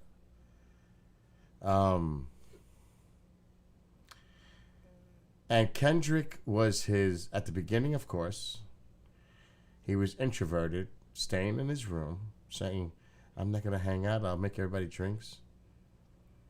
He's hanging out with fucking Tom Reed till 2:30 in the morning. And he had a great time. Once he gets comfortable for a few days, it takes a few days with Kendrick. But he had a blast with them last night. A fucking blast. And they were still drinking when I went to sleep last night. So it was a great time. This is definitely one of the best Pine Bushes ever. And Travis will be back next year, and I'm going to work on 2 more this fucking week so they don't make plans for next year. I don't want to hear it. We're going to have, Justin, next year might be the year you must come. If my plan goes into effect, and if Mark's not doing anything, I'll have Mark as the 4th speaker. He would be the 4th. But I got 3. That if I can make it work, oh boy. Awesome. That is awesome to hear. It's going to be a awesome one. Now, every speaker gets about an hour and 15 minutes, so it's about 4 or 5 hours. You get your money's worth. If it's a high level, high end speaker group, it's worth it. They serve coffee and snacks in the intermission. You know, that goes with the price. Try going to a conference for $45, 5 hours, and get your money's worth. Where it's professionally run by me.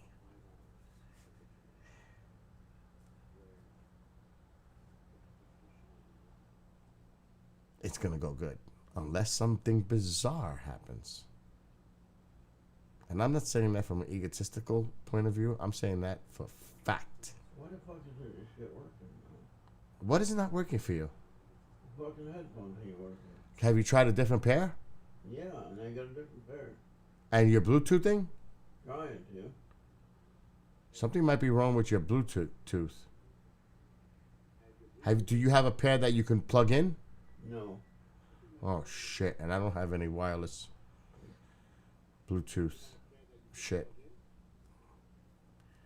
What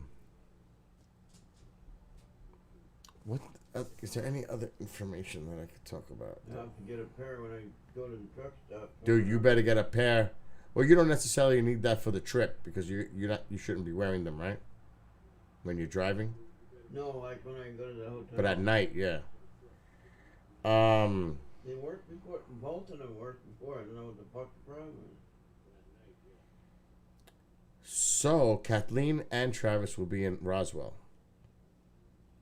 and I said to both of them, I'm gonna be busy with KGRA. And I know you're speaking at the museum. It's a different location. But I will find time to come and say hello to both of you. At the museum or somewhere. She's a sweetheart. Kathleen Martin. A sweetheart. And you know what? I was telling Travis about my experiences. And I showed him the video.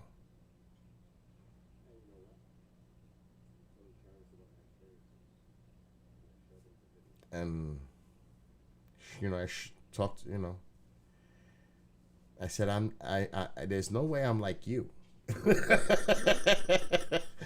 I'm not saying I've had things happen like you did. But I think I've had my experience somehow, some way, Travis. And I showed him the video. I told him about my dreams. He listened. I have to say, the conversations, deep ones, deep, intense conversation on multiple topics. We fucking agree on a lot of stuff. I was like, oh shit. Today was, you know, a very humbling, beautiful moment I'll never forget in my life. The kind of bond that Travis and I had today. It was special, and I'll never forget that man. Or today. It was like that. I only got one side for him. It was like that. And I talked to Mark D'Antonio. I mean, I was talking about, you know, Kathleen's in the backseat. Bill, I just want to say that I don't talk about anybody in the field. And Travis is like, I'm not, you know, we're not. I was saying how brilliant Mark D'Antonio is. I wasn't trying to go to the negative, you know what I mean? I was like, we were talking, I asked Travis, like I was telling Travis, these are the cases I think that are most credible. He agreed with mine. Obviously, anybody. Yeah. Because I don't want you to get over to Yeah, I know that, but you know, thank you. we talked about so many things. Now I'm trying to remember his brother's name. Travis's brother. I can't remember, but he told me. I tried to call Mark, but he was obviously busy doing an interview and contact. But he says, ask Mark if he knows this person. I tried to ask Mark, but now I forgot the person's name, so I have to call Travis. He landed. He's home now. He's just getting off the plane. No bullshit. It's 5 hours, but it goes back 3. Because he's Pacific time. Fuck no. He's not going to land for another 2 hours. No, Ron did not do a video game. We didn't have time. But,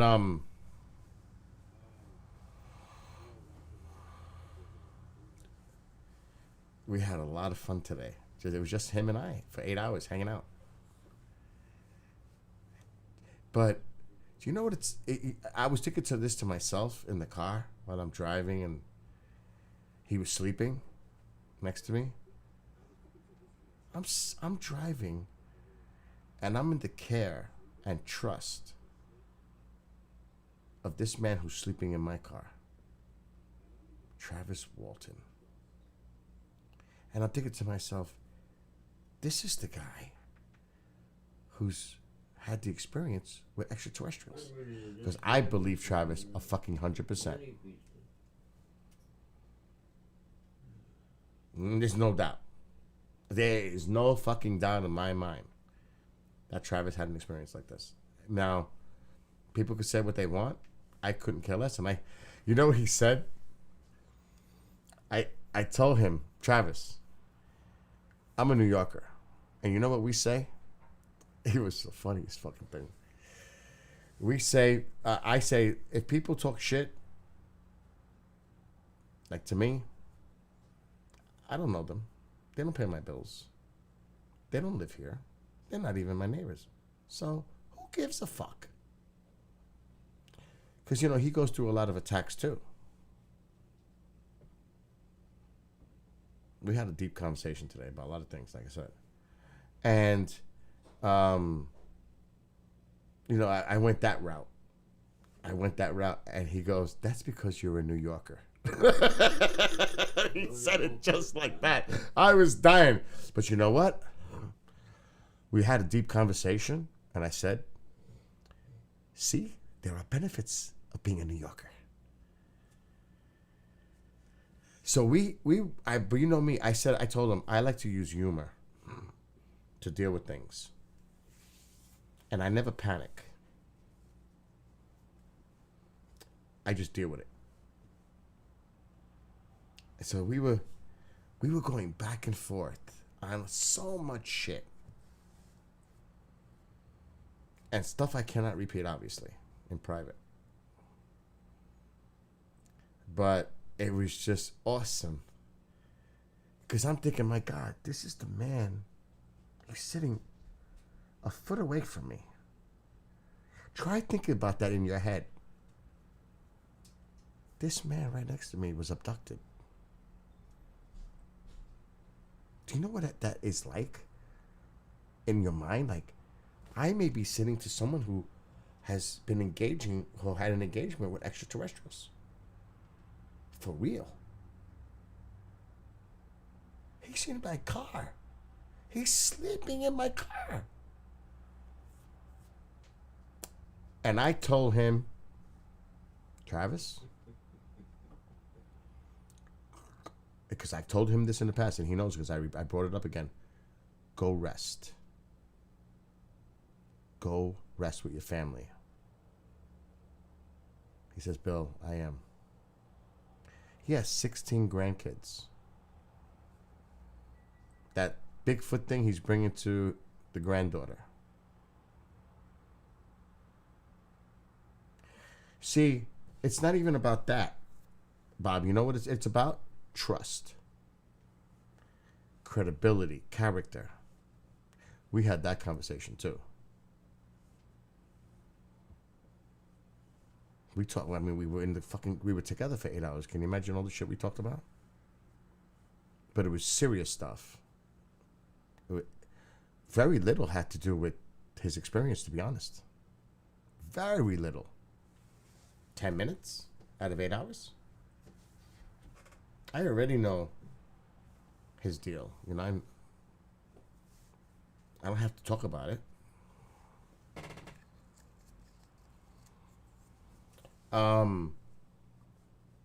Both headphones work on the phone.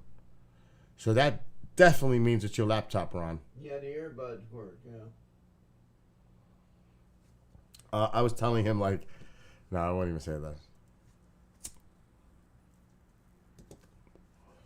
We were talking about Stanton Freeman. They were telling me stories about Stanton because they've both known him for a long time.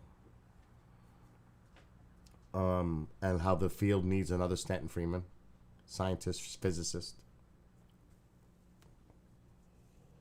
And then I said to Kathleen, Kathleen, do you know who you remind me of when you speak? Linda Moulton Howe. She uses the same resonance on how they use their voice, the way they speak. I swear she sounds just like Linda Moulton Howe, the way she uses her voice, in the same way. When they speak, I'm like, oh my God. And she said, Bill, she mentored me. She's the one who helped me do speaking engagements. I was like, oh shit, no wonder. I was like, no wonder. Yeah, I do, Ronald. That is so true. But you gotta admit, I handle business. That's for sure, Ronald.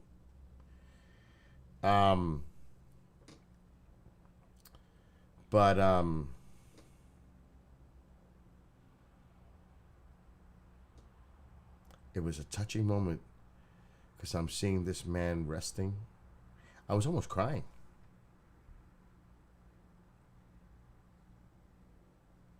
Because Travis is not a young man. And this man travels all over the world, exhausting himself.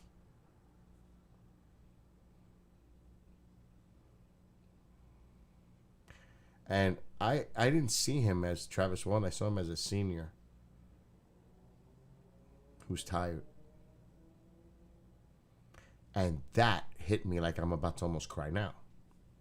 It wasn't about who he was. It was about seeing him finally fucking like resting. Yep. In my car. While I'm driving. So you know, in my mind too, I'm like, if I'm ever going to be super responsible driving, and this is the moment. Billy, What is it, Ma? Taco took my little drops. Put it in his Fucking mouth. bullshit. I gotta deal with this every time. Now, how you gonna do it? I don't know. That's not good. Nani! Don't stand there because he's not going to come out. There you go. Go to the bathroom. I guess that gives him to go out.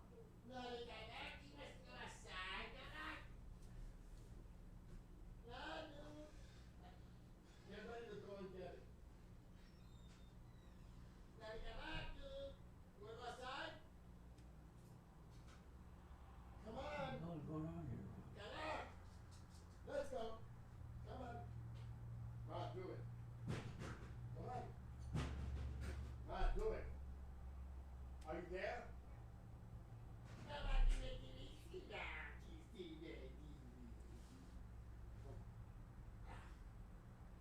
Look who it is. My doctors.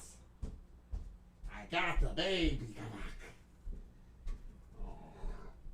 Nani Gamaka. My baby. You are trapped. Gavaki baby. Troublemaker is with me. Don't touch my keyboard. Don't touch the keyboard. Let me move the keyboard. There's the troublemaker now. There's the Gavak. There's the baby. There he is. There he is. Trouble. Right, baby?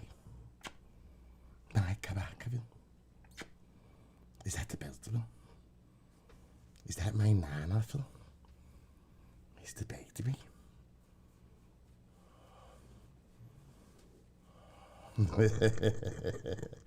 The baby Kabakaville.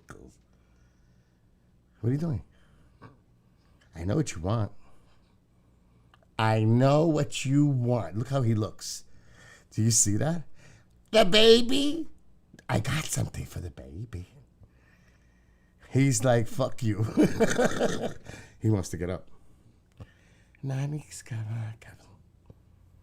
My baby. That's the baby. Look at those eyes. Nano. He's tired. You could see it, right? Who's more tired, him or me? I got him beat. You can't go up there. You cannot go up there. Don't even think about it.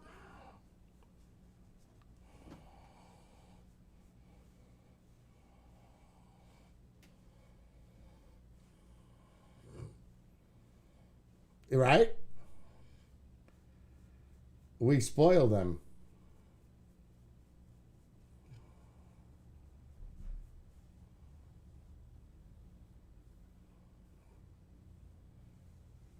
He could be a show dog.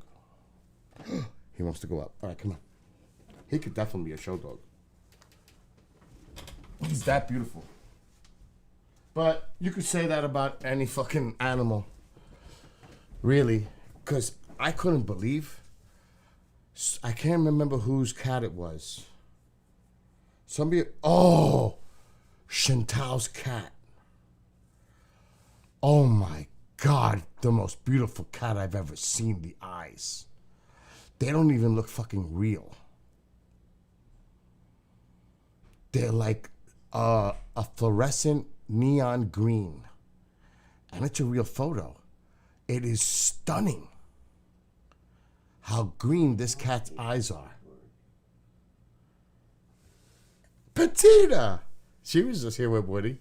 Oh, by the way, Chantal's boyfriend, I heard that they talked to you about this, and they said, Woody Petita. And then you said, why not Petita Woody? But it doesn't have the same, I agree with Mike, it doesn't have the same ring off the mouth. Woody Petita. Woody Petita. Oh my gosh. And sadly, they were here since like 3. I didn't roll in till like 7. And you could see how exhausted I am. What time is it? I can't fucking believe I made it to 12.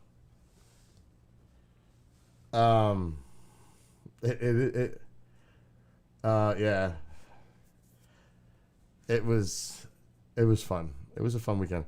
But as usual, I'm so busy. They're all just hanging out. I can't do it. They're all at the table. I'm running around like a nut. How I weigh, and I need to lose more, but is like incredible because I am always constantly freaking moving.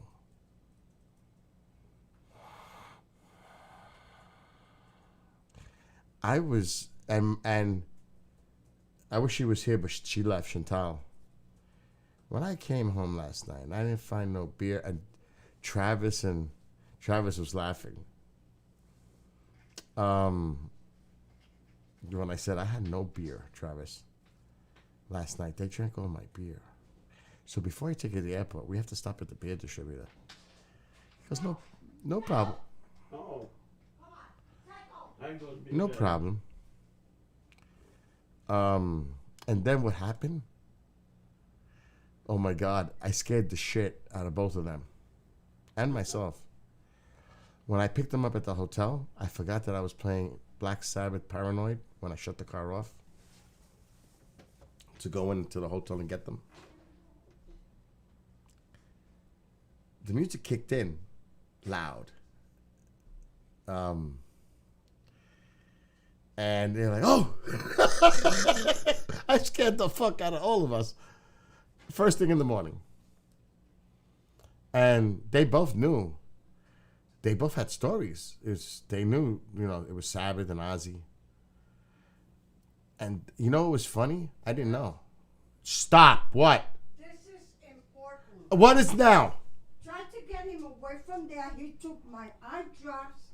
Again? I thought you just got him. Excuse me. Close the door. You know, you have to cooperate here when I call. It doesn't happen to me. But I don't care.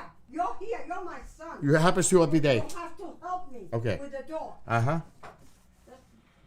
I'm exhausted. Me too. Not as much as I am. But I'm older than you. And I know. That still won't. That still doesn't end this curve because I am more tired than you're older. Shut up. Close the door. Do all that.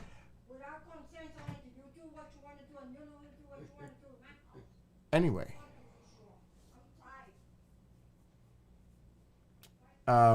Anyway.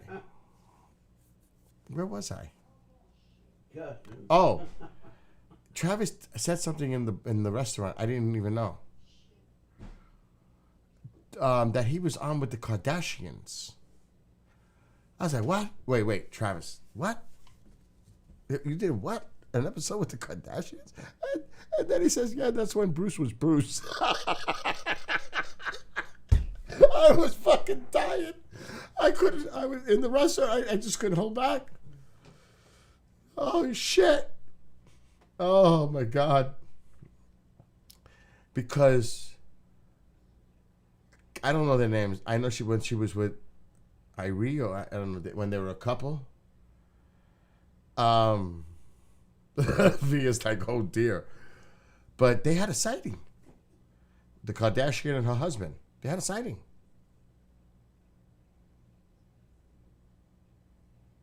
And I don't know how Travis ended up. He said, by the way, they contacted him if he wanted to participate in the episode. That's the way it works. But damn, I was gonna tell you something else and I forgot now. Because of V. Yeah, exactly. They paid him. Shit, there was something else. Kardashians and Travis.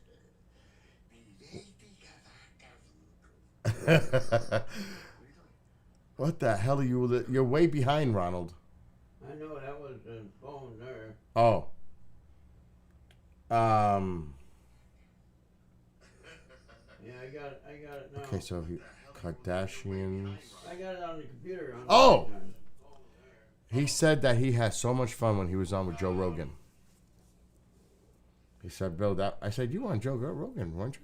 He goes, Bill, I had a great time with Joe Rogan. He really had fun with that. Like I said, we talked about a lot of things today.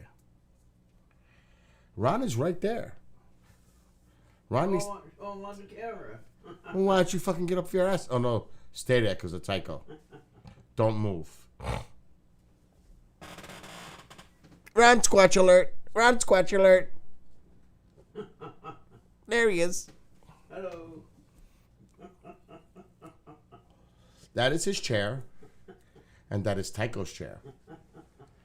There's been like a war in this house over the past week. Let's have Ron. Yeah. I'm not gonna do that to Ronald. Tell him about the Tycho biting my foot. I did already. Oh, okay. That's when Tom went to grab him, and Tom got bit with blood. Yeah.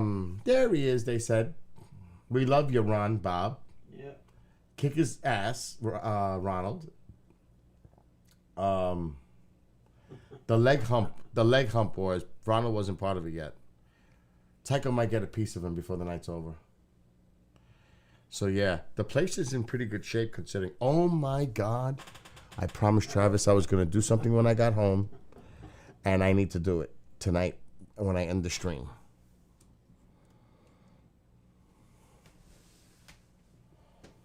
Yet. What's that? We gotta wait. I don't know.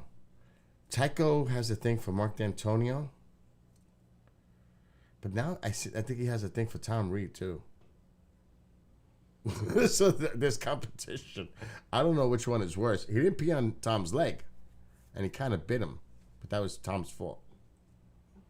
But he was like really horny with fucking Tom. And Tom was getting upset. He was like, "This is too much."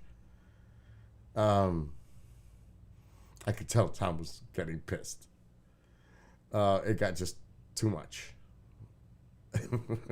But Okay, I'm gonna just tell you. Fuck it. So Chantal's gonna make a T-shirt. I got humped by Tycho or some shit. She's gonna make a fucking T-shirt. Oh my god.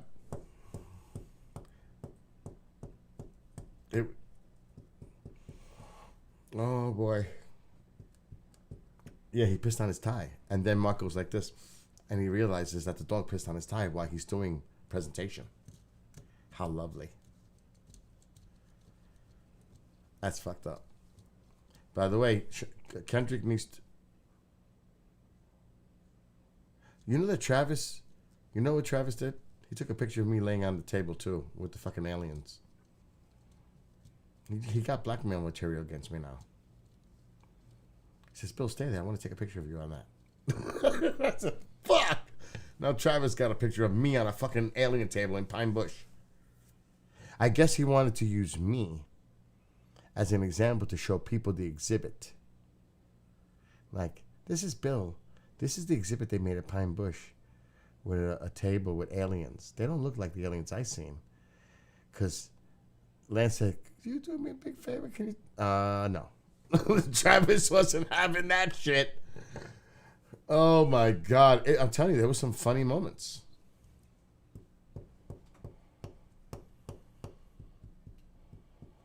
But I did it. It doesn't look good. I'm not showing those pictures ever fucking again. No.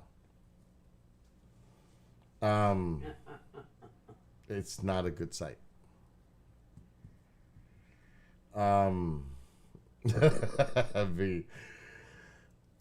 There's no way I'm drinking another beer, I can tell you that.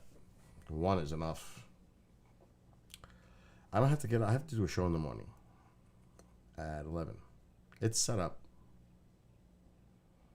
I'm gonna wake up at 10. I can't go to bed right now. It's midnight. There's no fucking way I can sleep 10 hours. Yeah, even though I'm exhausted. I'm exhausted right now. Wait. Ronald, what time are you leaving tomorrow? 8 o'clock. Oh, the fuck. That means I have to get up. Uh-oh. Well, that way I get to the hotel at 4. So what time are you waking up? Probably 7:30.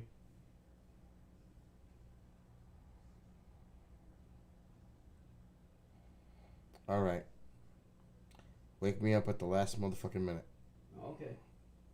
Even though I'm going to probably wake up, so I'm going to light sleep and I'm going to hear you packing and all that shit. I'll just go back to sleep when I'm done with the shows. Because I was almost going to be happy right now that I was going to get 10 hours of sleep, but that just got cut by 3 fucking hours in 10 seconds.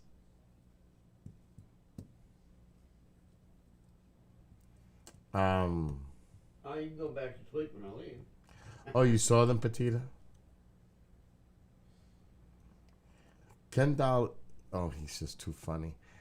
Woody's here with Petita, and I'm like, first of all, I come back home at 7, and I see everybody in the backyard, in the patio, the deck. It's Woody, Petita. Oh, yeah, Woody, Petita. Mom, I'm like, then I see Kendrick, like in his bathing suit, sitting on the ladder. It's fucking 55 degrees out. I'm like, what the hell is going on?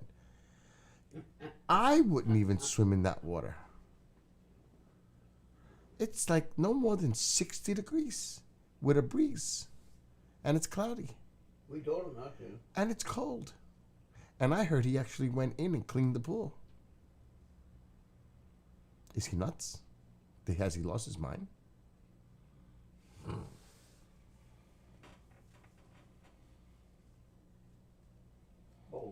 Both. Yeah, both. It was really cool.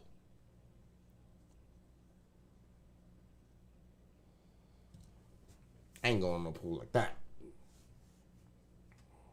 But the funny thing was, he comes into the room, he goes, All right, everybody. I'm leaving now. I just want to say goodnight to Woody Petita. I can't keep doing that because it's going to be driving me nuts. Petita Woody. Except that I'm not going to resist Woody Petita. I can't. I can't do it. But he just like out of nowhere just says, "Okay, I'm going to go now." And I'm like, "Where the fuck are you going?" It's like 8:00 or 8:30. Where the fuck are you going? Because he goes into a room now and reads 150 pages. That's what he does. But it was so abrupt and so sudden. And I said to Woody, that's just the way he is. You know that? Yeah, I know how Kendrick is. And it was just like, okay. He just walked away. And I said, it's like fucking an AI robot. It's like, what happens if there's a malfunction?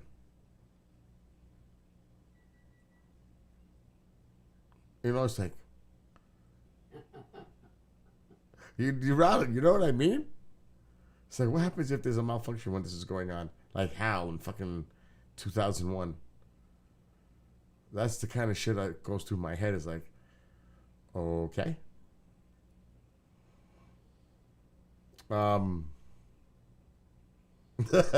Justin. Oh my God. Oh, why don't I get the gun? Now, this is a non-lethal and it is legal. You do not need a license or permit to have this. It is legal, but not in New York City. Of course not. Because that's New York City. Sucks to be them. That's all I'll say. It sucks to be there. Now remember, it's a non-lethal. And I have... It's not legal in New York City? No. A fucking BB gun is not legal in New York City. How is that a fucking BB gun? Oh, wow. I don't know. You think I'm kidding? I'm dead serious. Like if you go to a store in New York City, it's impossible to find a BB gun. I can go to fucking Walmart and see a whole selection. Not down there.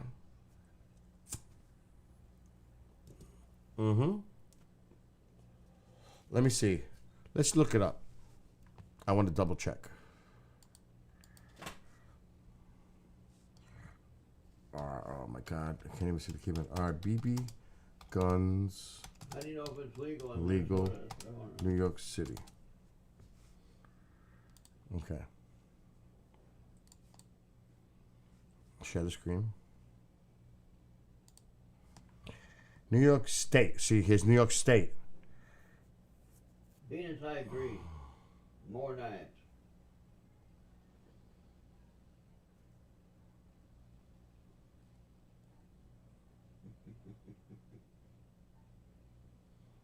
Hold on.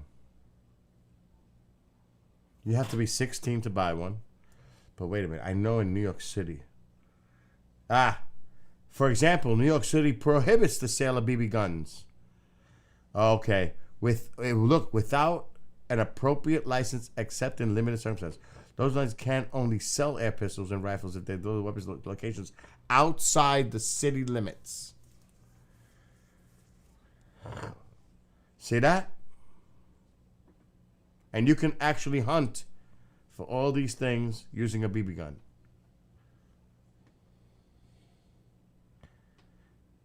New York City also requires a license to sell or possess a BB gun or other air gun. Generally, you must be outside the city in a licensed gun range to shoot a BB gun. You cannot fucking use a BB gun in New York City. Is that crazy? Wow. Now, let's just do this. For shits and giggles. Walmart.com. I'm in the Newburgh store. Let's see. See Newburgh Center, okay? BB gun. There they are. Pick up. I can pick them up. I can get any of these I want. No problem. If they have, now these are shipping, but I bet you if we click shipping, it's going to ask not sold, you know, not available. I can ship to my house. But if you lived in New York City, good fucking luck.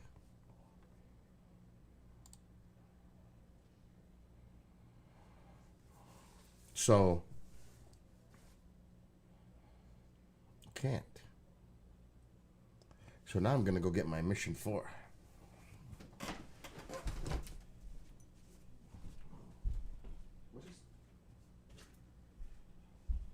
Where is the little demon?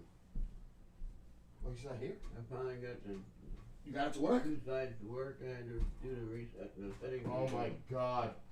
At least you got it to work. Yep.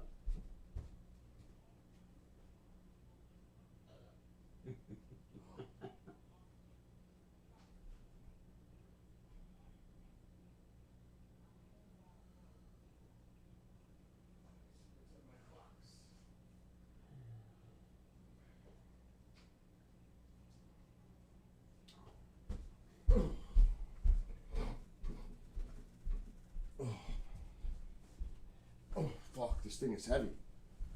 For real. This thing is fucking heavy. So this is the big box. And it's not that long. No, but it's the case. It's the case. Oh. The case is what makes it what it is. Now, I'm not putting this bitch together.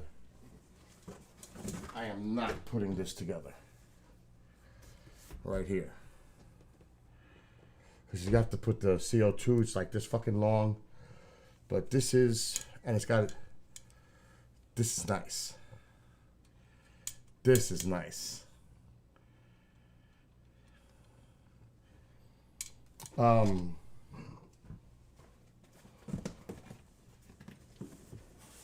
Alexa, turn on living room light. Okay. Look at the magazine. You gotta brighten them now. And I bought the Crimson Red Dot for $100. So it's got the laser on it.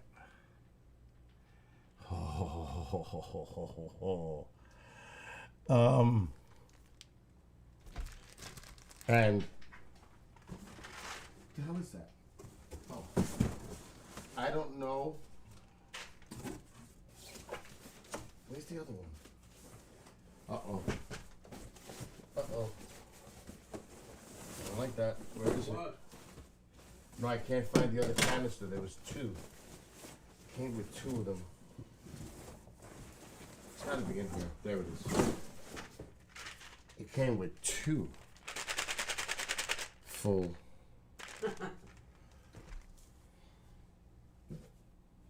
Now, it's supposed to come with. Oh, they're here. People? No, this is. Look at the size of the fucking case. And it's a nice case.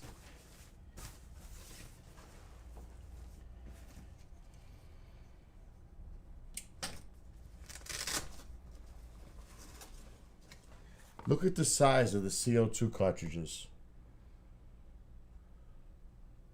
88 gram. These are heavy. I can see it now. Bill will be in the cop chase, so I'll be done in the back of the car. This is the zombie apocalypse. Yeah. I don't know if anything's in here. That's where I'm gonna put it. It's really hard to do this in the dark. For real.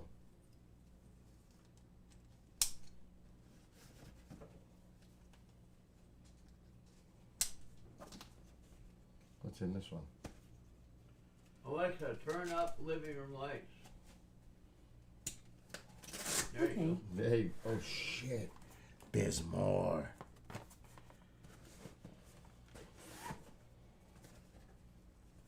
And I bought 4 more. How long do those last for John? I think 60. Okay. But I don't see a manual. I can't find a manual. It's got to be a manual. You're supposed to know. For real, I'm gonna have to watch an instructional video. There's got to be a manual in here.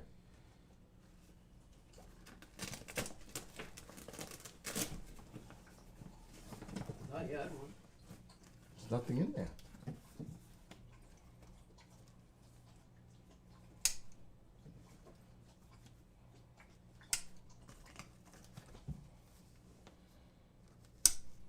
Where the fuck would they put the manual? Oh, no.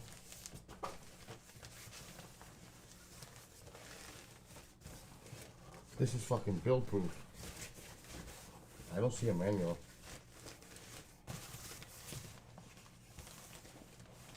At all. How fucking... Is there a double zipper here? There is. Oh, that's where it is.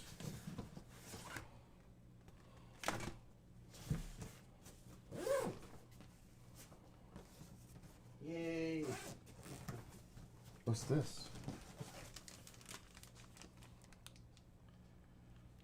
We should try to put it together, right?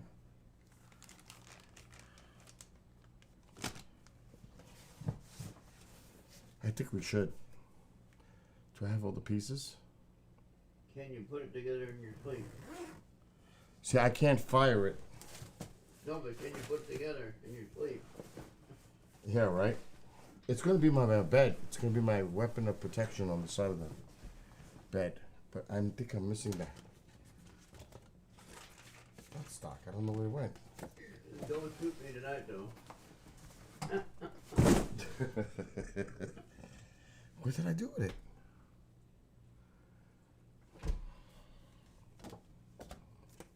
Oh, it's right there.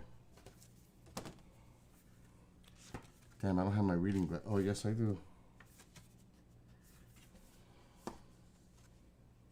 I think we should put this together. Where's the little BBs? You had a bottle of BBs, too. They gave me 2 of them.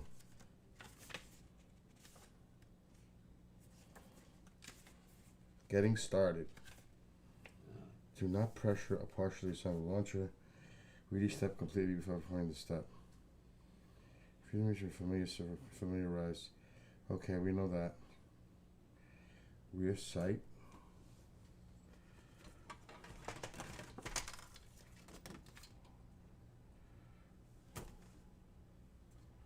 How does this open?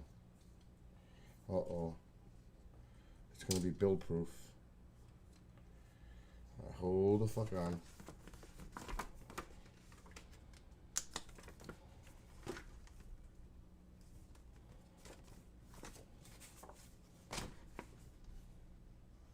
Remember, this is non-lethal. It's legal in New York State and no license or permit required.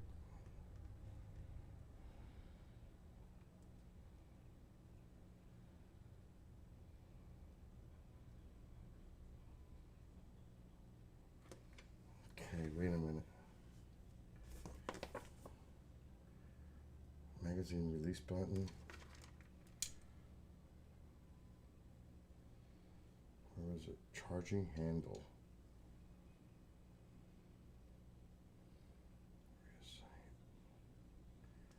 Vertical grip. CO2 on-off valve. Yeah. Where's the safety? There it is.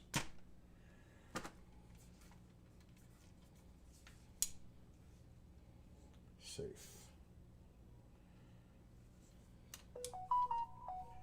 Fire. Oh, that's, I like that.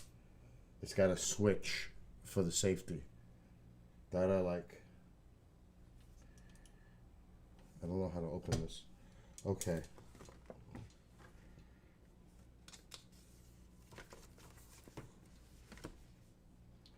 Barrel blocking device installation. Place the barrel blocking device onto the barrel. What the fuck is that? What blocking device?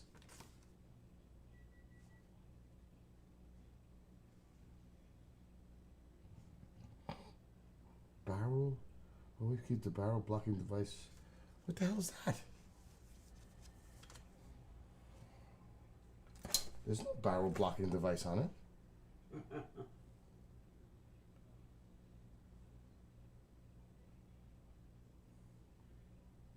Okay, it's probably in there. It's not even loaded. It's on safe mode. Apparently in Minnesota, BB guns are legal, but air guns are not so much legal. That's kind of bizarre. Place the barrel blocking device on the barrel. It's got to be in there. Or in a bag. Barrel blocking. It's probably in here.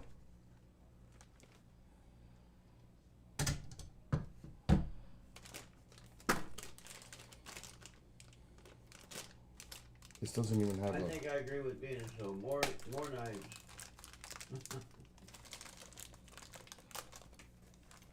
The fuck was that? What is that? Oil. Oh, this is... Yep, I can have a knife. That's no problem. What is all this? I can have a samurai sword. That's no problem. Oh yeah, this is definitely the barrel blocking device. I would think. Maybe not. Looks like a bag. Looks like an ordinary bag. What is this? Oh, that's gotta be the barrel blocking device in here. But that's okay. We still gotta put this away.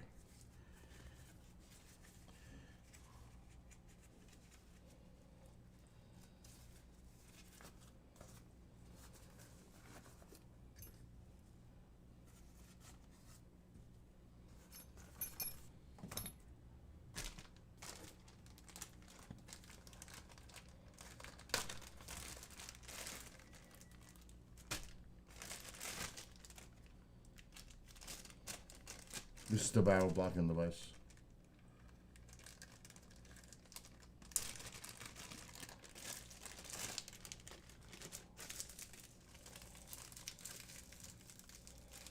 Can I get, oh yeah, it's got the cap at the tip. Now, what kind of moron like me can figure this out? That doesn't look like a fucking... Hell no, that's a sight. Hell no. Alright, we gotta definitely check this out. I'm not even gonna worry about that. It's chill to, we know that. Okay. Put the safety switch on safety and install the barrel blocking device. Put the CO2 on/off valve in the off position. Oh, Jesus Christ.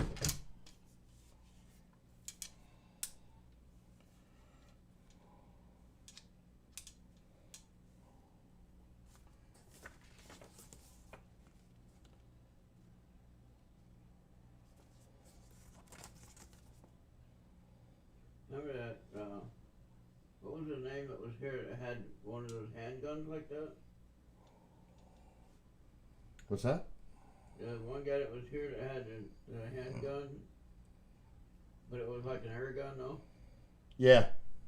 For the defense system? Mm-hmm. Yeah.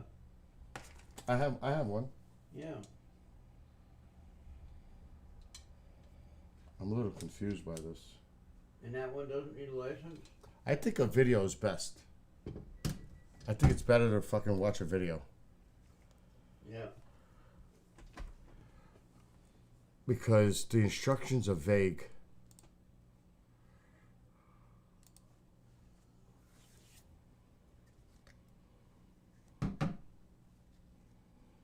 And I definitely don't want to do this wrong.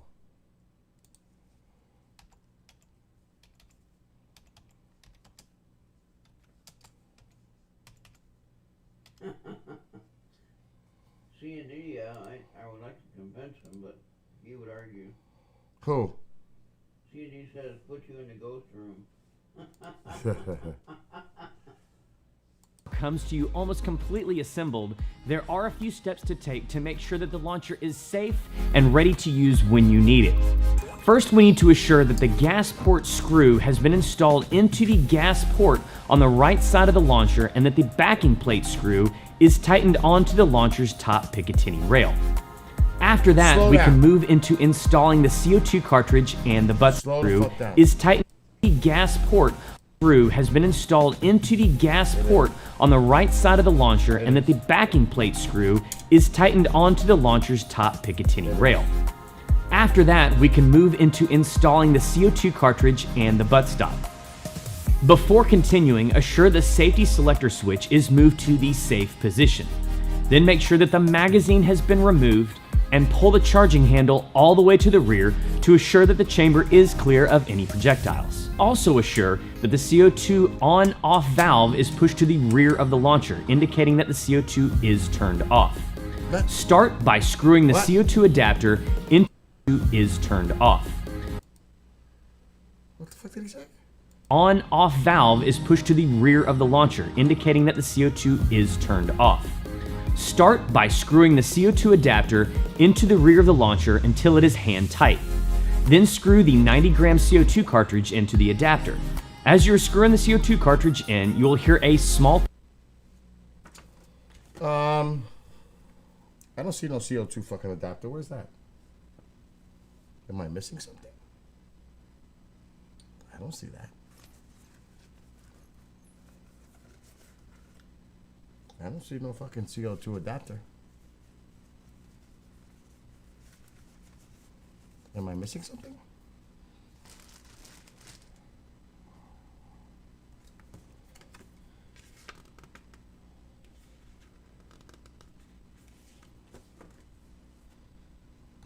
Okay. Houston? Maybe it's part of here? No.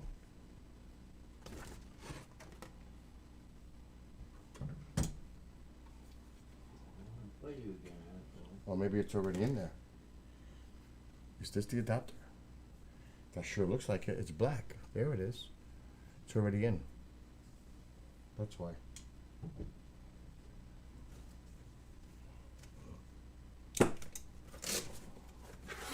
Tomorrow we're going to be doing a video on this.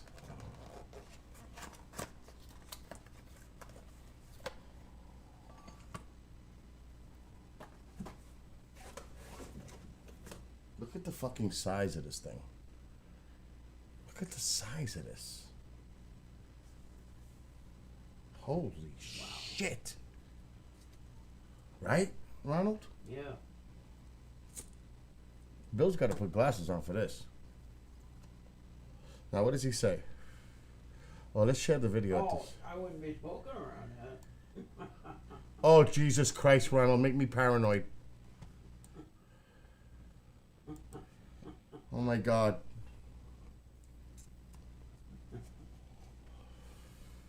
Look at the fine print. It says, warning, do not use around flame. Puff of air, indicating that the cartridge has cartridge into the adapter. As you're screwing the CO2 cartridge in, you will hear a small puff of air, indicating that the cartridge has been pierced. Continue until the cartridge is hand tight. Then slide the buttstock over the CO2 cartridge to your desired length. Oh, that's cool. Assure that the buttstock is aligned with the launcher and tighten the buttstock. Oh.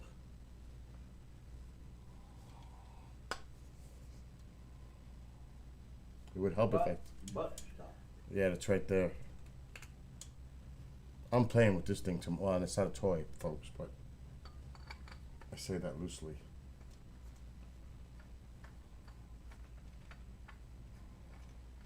Safety's on. There it goes. It's in. Okay. Well, that guy has to watch the same color with that one fan. I like it like right there. We gotta adjust it with the Allen key. Let's put it down very gently.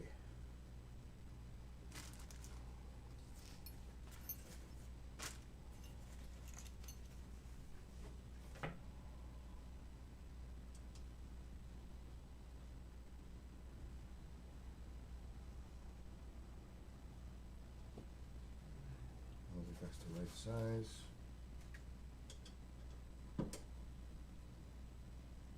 That is the right size.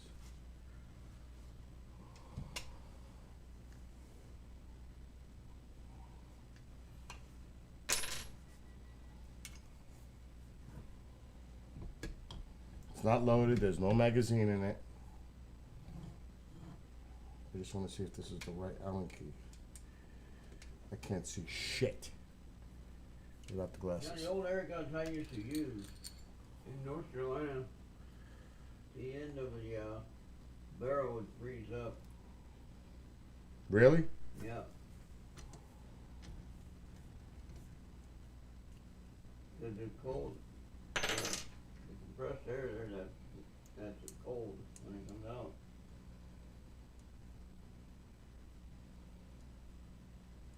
I can't tell if that's fucking tightening. Sure doesn't look it.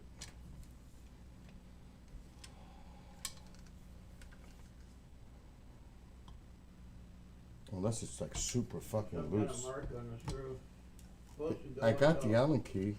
Supposed to hand tighten and it's supposed to go into a click or something, right?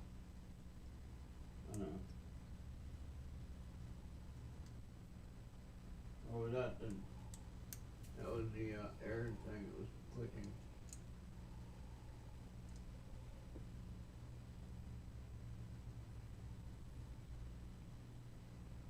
It's the only fucking Allen key thing I see. Doesn't look like it's moving. It's not tightening. The buttstock. I might be doing it on the wrong side. Maybe.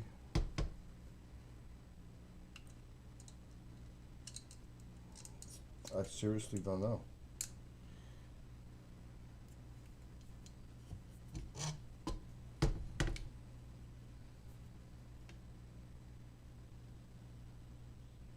See, now if you just would have gotten a box of knives from that one company, you could sell them.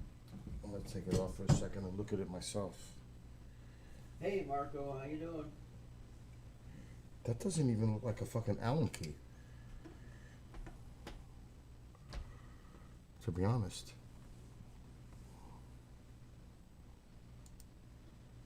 That's exactly where I'm at.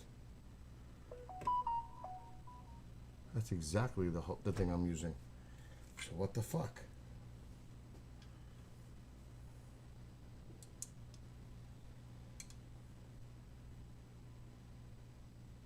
That's like, it doesn't, I don't see like an Allen Is it key. tight? Is the buttstock tight? Yeah. That doesn't fit in there at all. This is weird. You see the angle I'm holding it? It's just like he's holding it. Same way. And the thing is right here.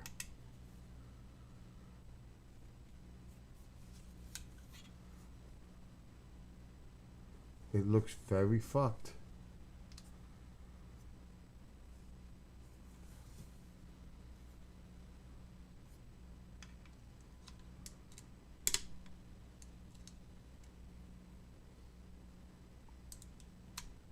That is not right. And the other one's bigger. Unless there's more tools in there. But that's impossible.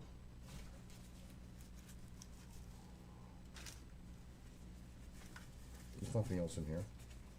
That's the oil. I don't know what the hell that is. Something is just not right here with the buttstock.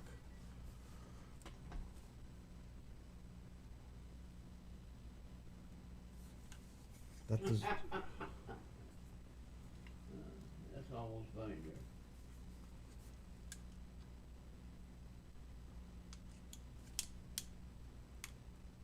It's not going in. Alexa, brighten living room light.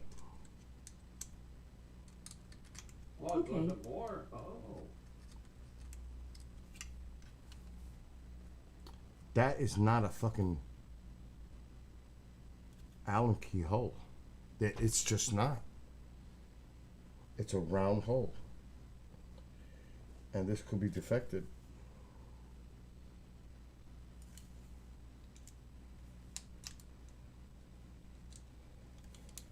That was Yep. It's like the mold. It almost looks like an Allen key goes in there, but it's just not cut right.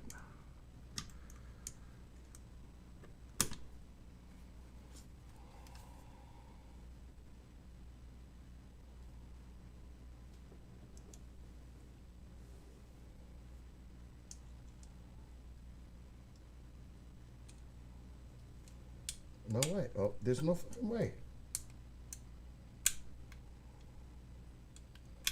There's no way.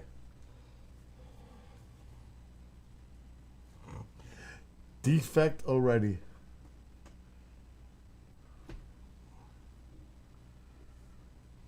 Doesn't matter if I use this fucking end either. That is terrible.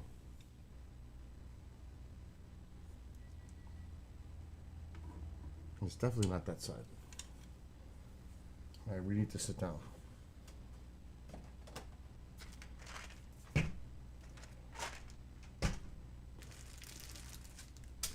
Oh, that was just a...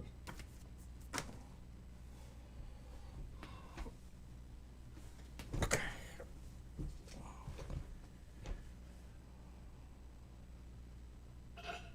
It almost looks like the shape, but not quite. It's like a fucking defect. It is like a fucking defect.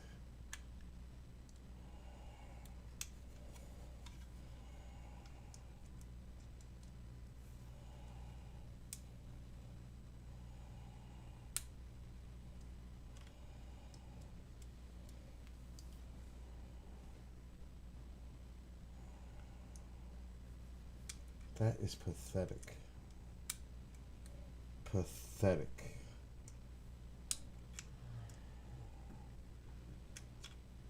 That's really sad.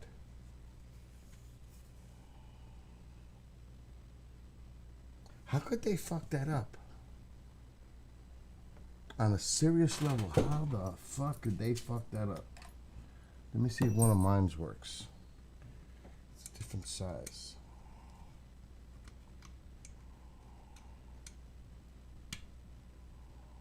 No way. It's the same one though.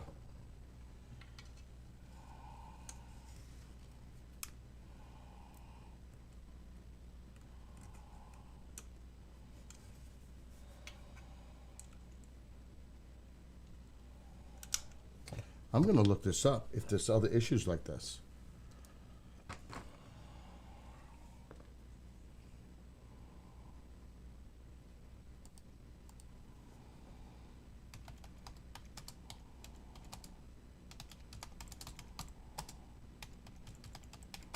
They'll probably do the most of the gun on a 3D printing.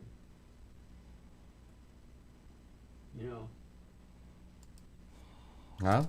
They probably do the molding of the gun on Yep. 3D printing. Oh shit. Oh no.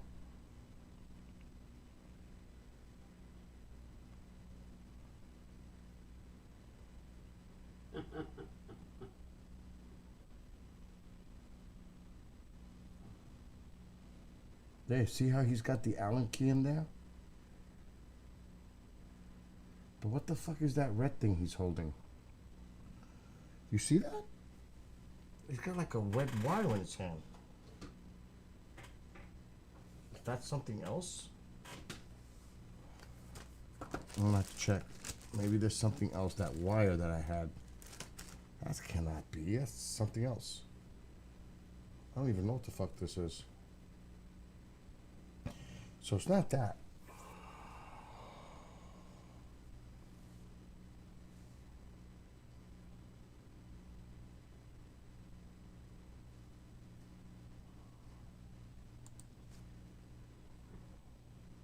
Assure that the buttstock is aligned with the launcher and tighten the buttstock screw using an 1/8" hex key. At this point, the launcher is ready to be loaded and charged, which will... Dudes, don't tell me you sent me the wrong fucking hex key, because it ain't fitting.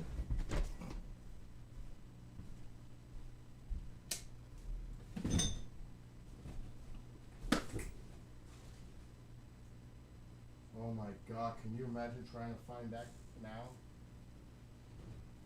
Fucking Allen key set. Oh my god.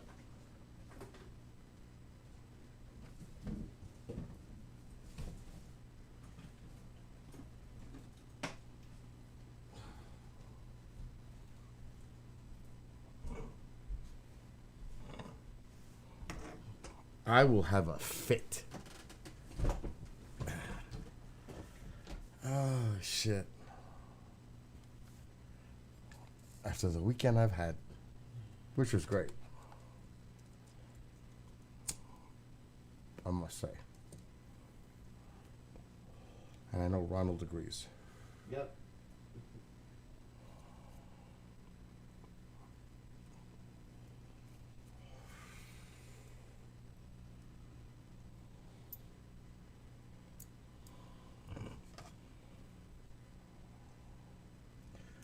This one works.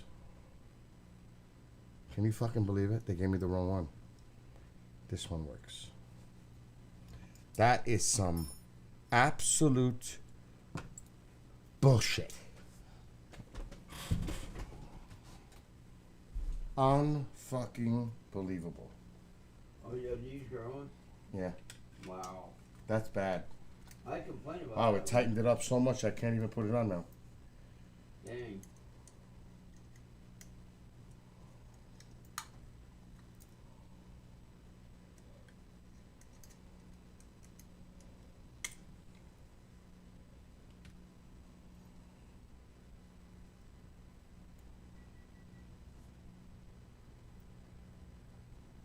Nice. Perfect.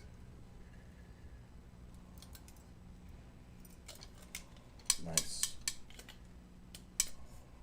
I don't want to over tighten. Nope, not happening. Okay. Now this is on the safety. It doesn't have any cartridge in it yet. Safety is on. Now I've got a laser sight for it. We're gonna have to figure that out.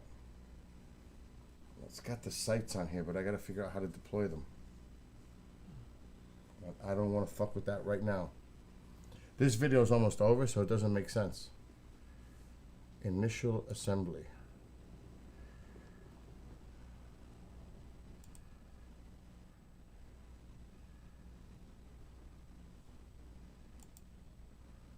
Hey everyone, welcome back to the channel. Entrepreneur Everything in stock. If you order soon, depending on what time you see this, you can get it before Christmas.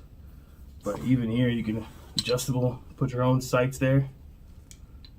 Wow, got the Piccaninny rails. Wow, got its own handle already there.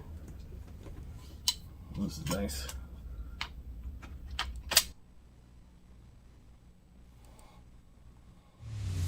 In this video, we're going to cover charging and load when you need it the most. In the previous video, we covered assembling the CO. After this is complete, you should load your magazines with the desired projectile type. Before loading the magazine, turn the magazine spring tension knob on the side of the magazine clockwise until it stops. Ronald, want to hold it?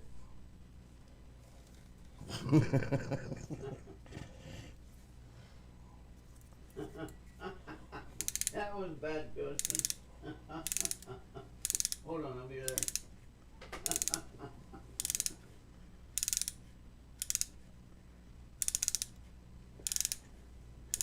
He said to wind until it stops. Okay, is there another one on this side? It's just the one side. Why is his black and mine is orange? Is there something under here? No? I guess that's it. Okay, we did that, dude. All right. This takes the tension off of the magazine spring, making the magazine easier to load. Once this is complete, push the projectiles into the top of the magazine, loading a maximum of 19 rounds in each mag. Once the magazines are loaded, insert the magazine into the magazine well of the launcher until it is fully seated. Oh boy. What? I got an open projectile. All right, Ronald, you got a mission. Okay. I want you to hand me these. Okay. Hold them in your hand. Oh, And I barely feel like they hurt. Dami, stick them in. You want to try? I'll do it. Oh, like that one. Yeah, you can do that side. Come get him. Oh no! Oh no! Bam! Watch it. That was mine. Don't worry about it. I'll find them.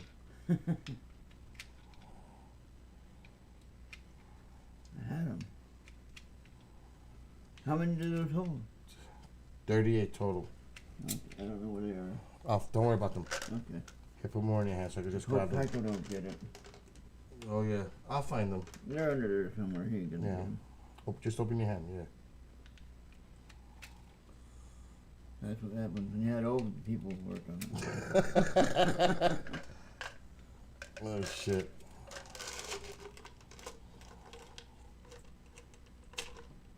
I lost count. It'll be full when you can't put any more in once it gets there. I'm guessing. Well, at least you had one to Fucking work. 19 in each. It'll stop, all right? I'm assuming it has to stop some fucking time. They keep going in. Yeah. I think that's it. Okay. Yeah, that's it. Let's try the Fill other up the side. orange one. So you have 38 rounds together now.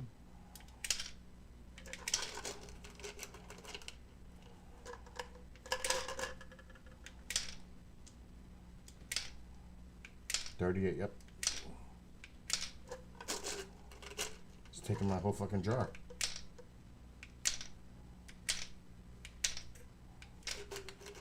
Oh, it's getting full. Full. Oh! Oh, wait, that one's on this thing. That's it. It's full. Holy shit. It'll use almost the whole fucking jar. Where's that one now? I don't see it. Don't worry about it. I'll get it. Uh-oh. Oh, and it goes like that. It's on safety, but I don't want to point it at you no matter what. That would hurt. No, that would be disastrous. Don't put it in the screen either. She's locked and loaded. She's locked and loaded. It's done. For here, you could effectively use it for an animal that might be aggressive. Yeah, but I would unload on a fucking intruder. You know that. The Yeah, whole that fucking too. thing is gonna get emptied. And they're gonna be hurting. They're gonna be hurting bad. No. I looked at your charger thing you had charging up there. Yeah. I'm gonna order one when I get home. Okay, so let's put this away because this is gonna get fired tomorrow. Because Alright. I don't like pointing it at anyone. What was that we were doing some target practice that one year with Keith? Oh, I gotta put the laser sight. Huh? Remember? We were doing that target practice. Yeah, we were with shooting a Keith. bottle or something in the backyard. Yeah. What's up, Albert? Let me make this full screen. Even though Hey, everybody. I bought a laser sight, I don't. That's got to be it. That's what that is. All right, Ronald, go back and sit down. All I right. don't. Even though this is on safety, I don't want to point it down. Thank you. Thank you for your help. Yeah. You want to dim the lights now? I don't care if it's on safety.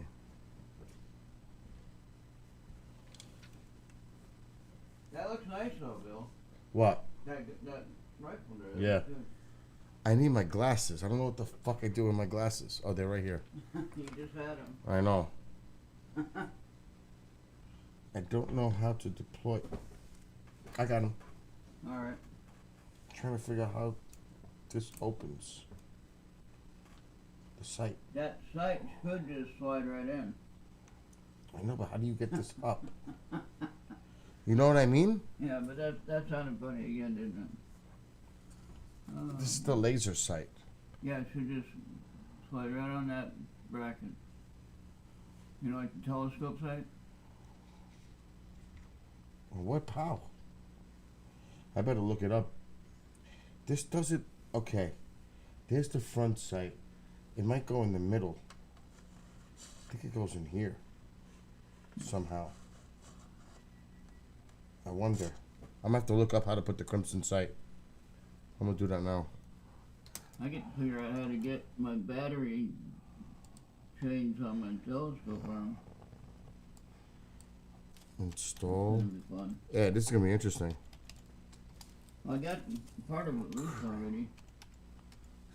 But I don't know if I gotta take, I guess I gotta take that orange ring off to get that cover off.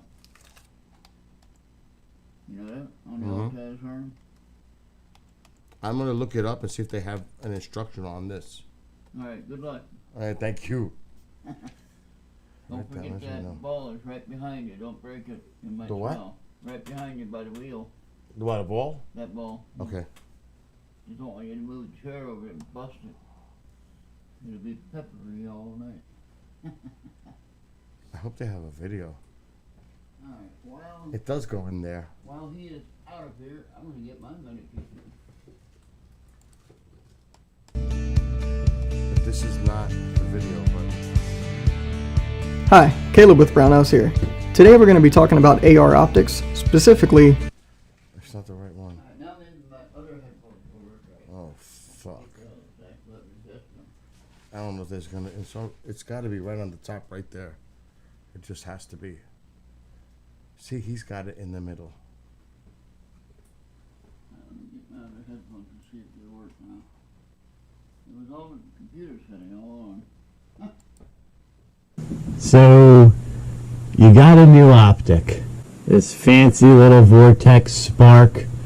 But, where do we put it on here? Do we put it here? Do we put it here? Do we center it in the middle? What's the proper placement for a red dot on an AR? That's what we're going over today.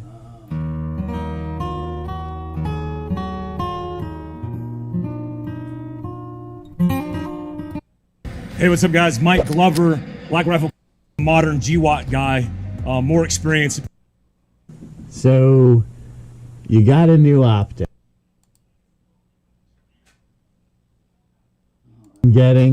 Thought that, you know what, this is something that we got to do. We've done scopes, because scopes can be tricky. But for AR, or red dot sights in general, we can do it on an AR, MP5, Scorpion, MPX, whatever you got. What's the best placement for a red dot? Couple rules of thumb here, but it really comes down to one thing. Before we get into that, I just want to make sure that everyone knows on your AR you do have a pick rail up here. Some of them will span down through the handguard. And while it is not really good practice to put any optics on a pick rail on your handguard, it's not unheard of people doing that. The reason that they don't do it is if your handguard shifts in any way, let's say you take it off to clean it, or maybe it's not on super tight and it moves a little bit, your zero's totally gone. I've seen people take it to the extreme and put it on their handguards. I personally, am not from the school of thought where that is okay. I prefer to keep mine mounted on these sections of pick rail that we have here. I know this is fastened, the barrel and everything is in line here. When we get into these free floating handguards, it gets a little out of the norm, I guess, for me. But I'm not saying that it can't be done. I just personally wouldn't do it. So when we're talking about installing a red dot onto your AR, here is the rule of thumb. You want to have it as far forward. I am guessing that where he's at, that's illegal. He's not showing his face. Right? Or maybe he's not supposed to have one because of whatever. I'm thinking... What now? I'm gonna look at the burner site. Because this might have been the one that came with it. I have the one I bought from him. It might be different. What the fuck is this? I spelled it wrong.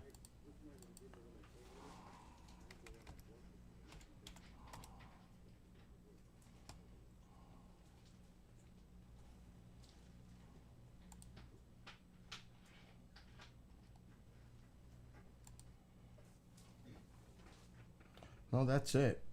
That is interesting, though. That's definitely it.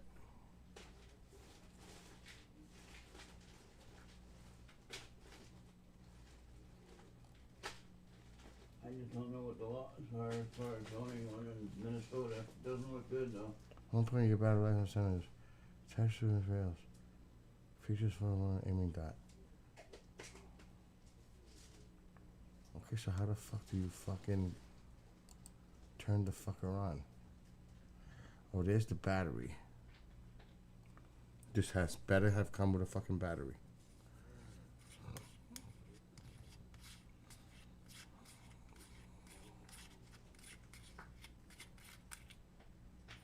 Oh, the tab is on. You gotta get a watch battery. I gotta take the connection thing off. That's why it's not working. Ah.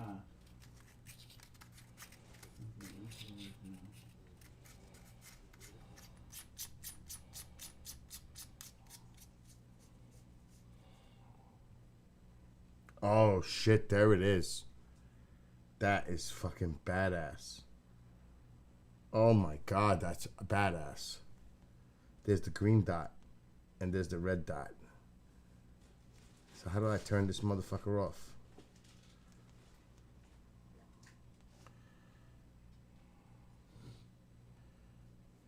Oh shit, where's the off switch?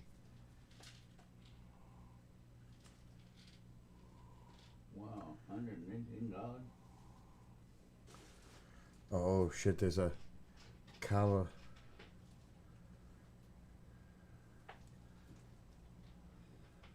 One I got for the telescope is only 60.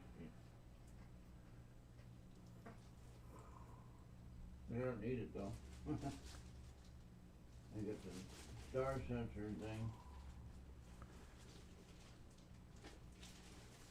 It's got a collimator built in where you can center it.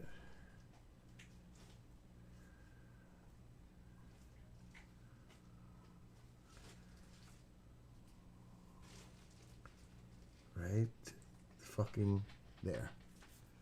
But now how do you shut the bitch off? I gotta look at the glasses. It's got a red dot and a green dot.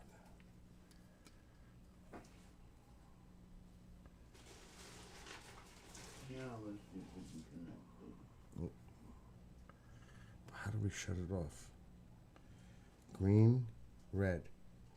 Where's the fucking off switch?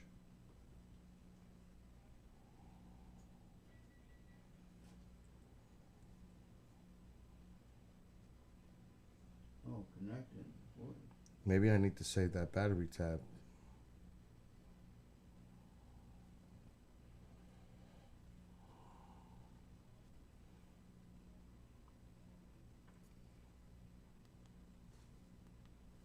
There's the green. There's the red. But how the fuck? Do I gotta put that back in there? That doesn't make sense. So it doesn't have contact. I ain't killing my battery.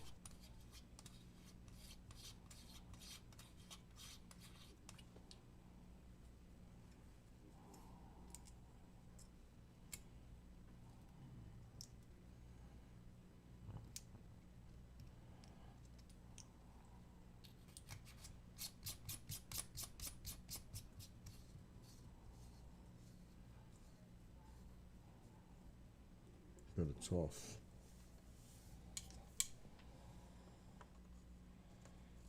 Okay, that's where we're gonna go.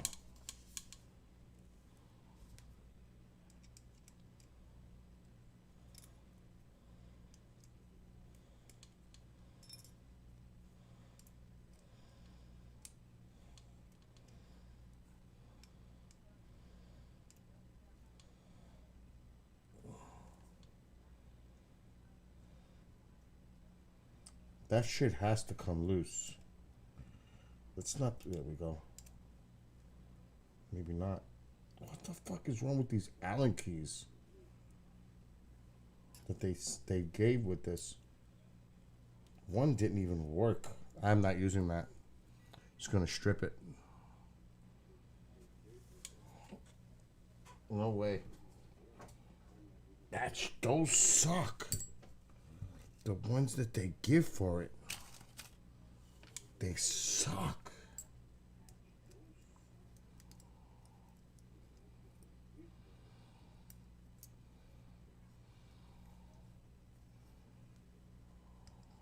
Couldn't disconnect. What the fuck? These headphones are messed up. That one's too big. That one's too small. Try this one.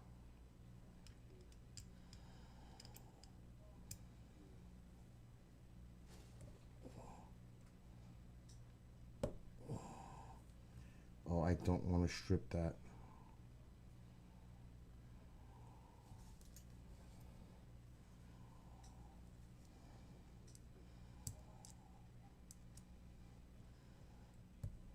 Oh, I definitely don't want to do this. Okay.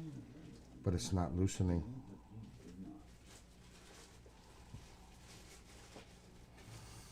Oh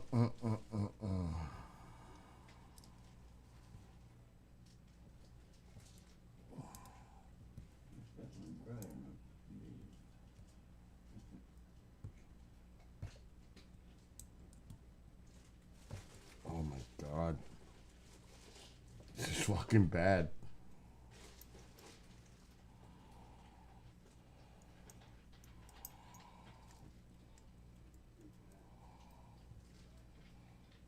That's not the right size.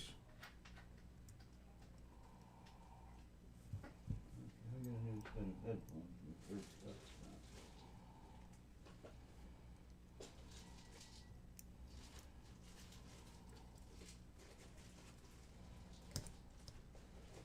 Where's the other Allen key?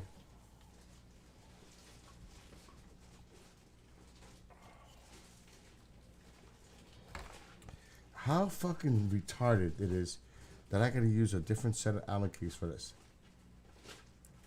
I've never seen anything like it.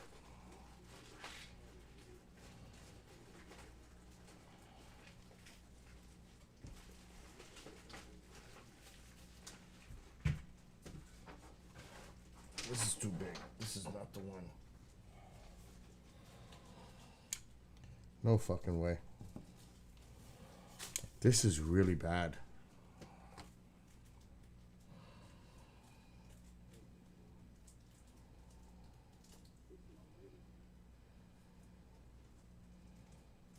Fuck.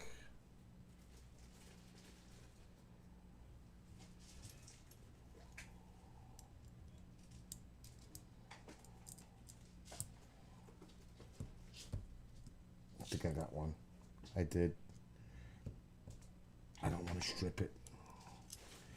I got one loose. I am so scared.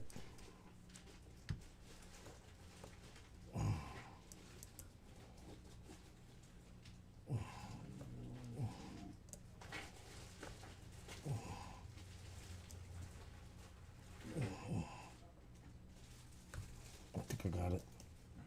I did. Oh my God. That is terrible that they did it like that. Terrible. And where is that, is that USA? To be honest, Ronald, I don't know, but I wouldn't be surprised this shit is made in China. Oh, man.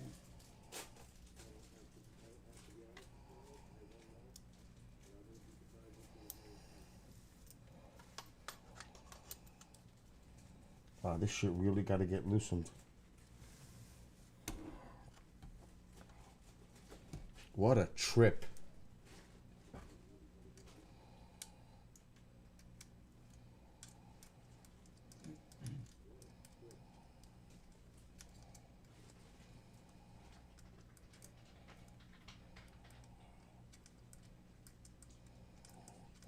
See, once you take that first shot, once you open the CO2, you got to use it up.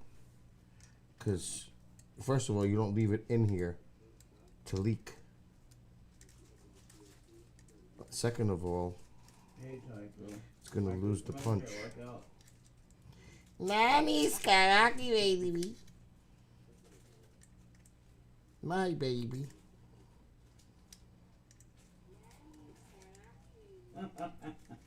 What the hell was that? That's my speakers. Oh, that was me talking to Tycho. That shit sounded weird. Alright. I can change it back to the other one. You only work for 3 hours. That sucks. I have to be honest, this is a pain in the ass. I got it in. Finally. I'll get new headphones tomorrow. Almost. And today when I leave. Okay, get all my pills done, that's good. Before you came back in here. I got them figured out.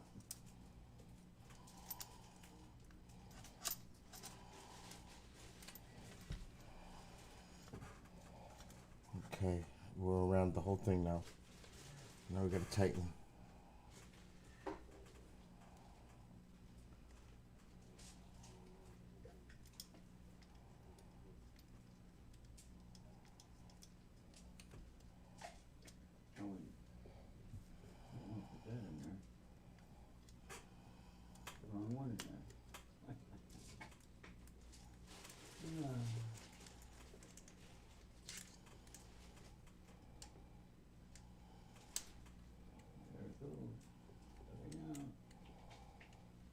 What a pain in the ass this is.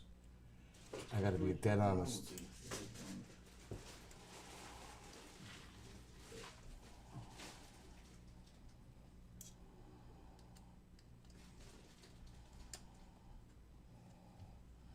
What's up, Tycho?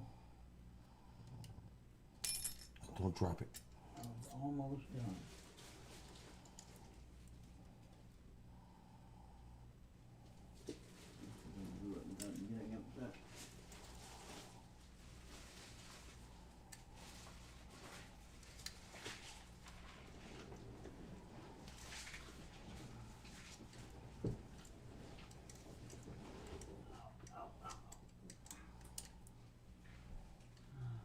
What a pain.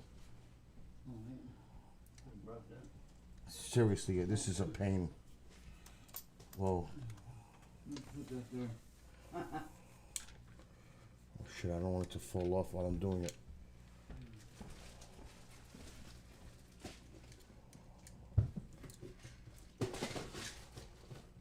There we go, now I'm done.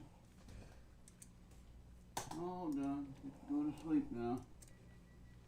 I'll be sleeping soon, trust me. Okay, I can feel it. Tell me I fucking got off track. I fucking got off track. This is a pain in the ass. I'm exhausted.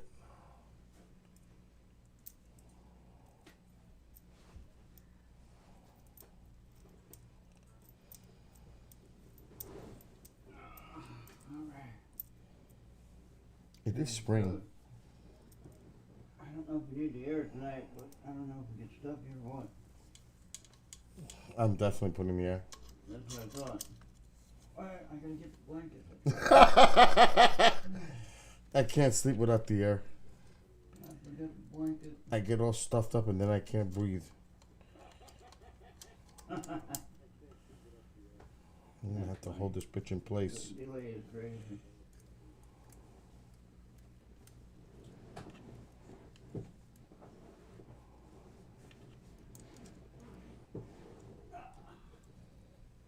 Such annoying. A blanket and we're good to go.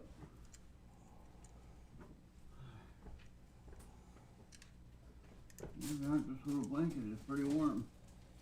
Oh yeah.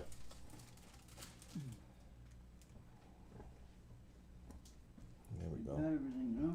Yeah, good. Finally got this thing on.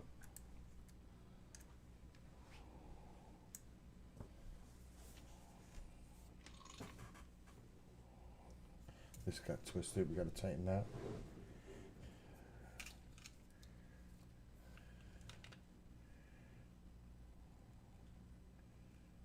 Oh yeah, this is gonna be badass. Oh my god, we gotta fix the back though. The buttstock is loose. Can you get some targets to shoot at? You know, like paper targets or something? I'm gonna put out a plywood with memory foam. Oh, there you go. Because I don't want them to bounce. Right. And I got it. I know exactly where it is. Okay. Good. So I got to safety first, you know what I mean? Yeah.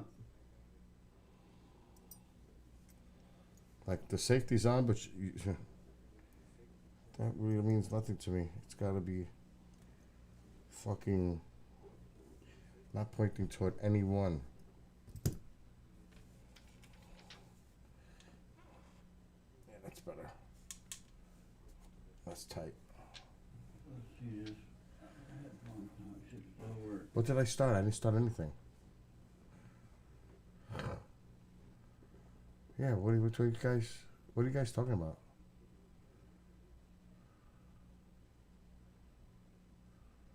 If there's a way to have the alien hold it, you should let the alien hold it. Oh, now I get it, Bob. I just want to see the line of sight. If it's straight. It looks a little tilted. The buttstock's a little off. I'm not going to worry about that tonight. But there it is. It's done. That was a pain in the ass. Putting the fucking sight. Because the Allen keys aren't working right. It's bizarre. They're not. I had to break out my own. I had to use mine. These that came with it are not fitting right. What a bunch of bullshit that is. Can you... It is aggravating. Now this fucker's loaded with 38 with a full CO2. I am going to... I'm putting this in my fucking closet with a lock. No one in this house is touching this. Only me. Not Kendrick. Definitely not Mom. I have a padlock in my closet in my bedroom. I have one of those closets that are made of wood. Clothing closet. And with a latch with a lock. Combo. Only Bill has that. This is not a fucking toy. And God forbid Mom touches this and hits something. And God forbid. Now the safety's right here and it's on. Right there.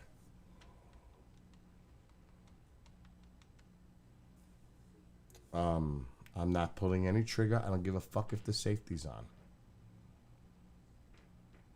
Outside, away from indoors and away from any potential damaging targets, there's no fucking way. But this is it. This is the baby. It's not a toy.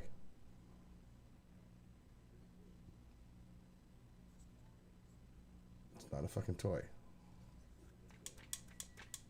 But it has 38 projectiles.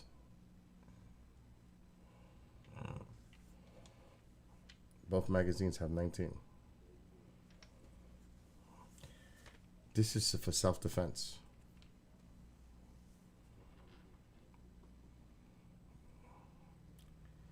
I don't even know if I would want to fire this at an animal because you'll piss it off. Why can't I disconnect on it? So I'm going to put this in the closet now. Well, back in the case and in the closet. Actually, I'm not going to put it in the case Gonna lay it in my closet so it's ready. But it's getting locked up. Fucking right now. Now the thing is, I have to be careful that I do not hit that fucking safety. It's a lever, so it's a little difficult.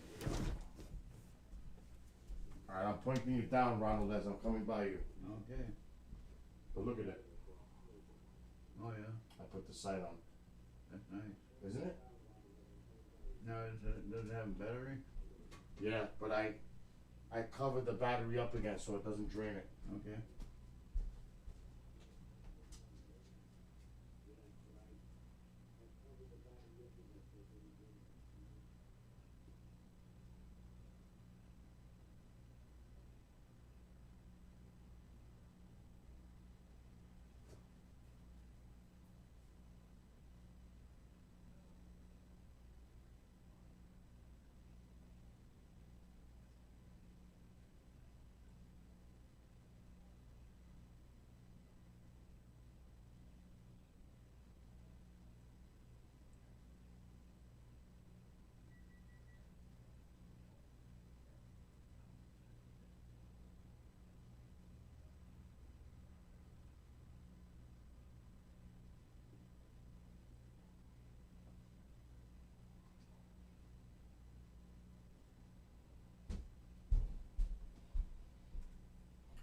Now this, Ronald, Oh, that's like you're gonna invest in the door.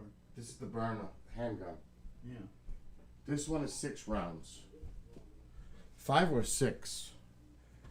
Safety. I always take the magazines out.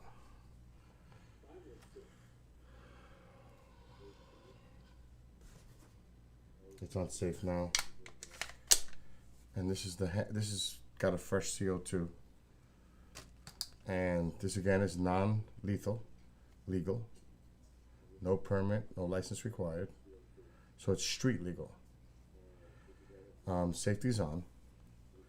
And this, I think, is 5 rounds. I'm not sure. I don't know if it's 5 or 6.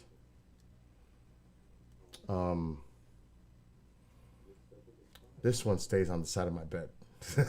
This one, the other one's locked up. This one will stay on the side of the bed. So I'm gonna put it here for now. I gotta put all this stuff away. Shit, I forgot to cover the site. These are a waste. Their Allen keys are worthless.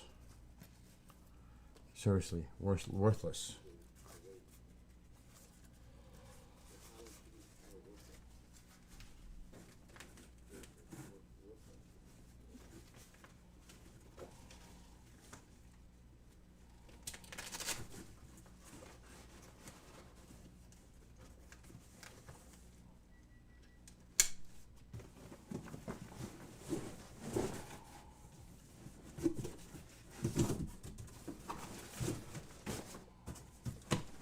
Another fucking huge box. Oh my god.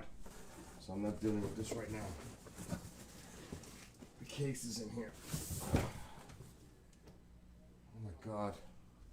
Now we must find those balls. There was, I think, like 3 of them. Yeah. 1 on your platform and 2 on the floor.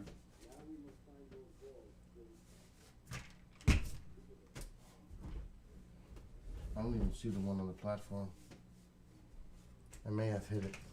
Oh, there it is. Alright, so there's 1 here. And there's 2 on the floor, right? There's at least 2 on the floor. Might be 3.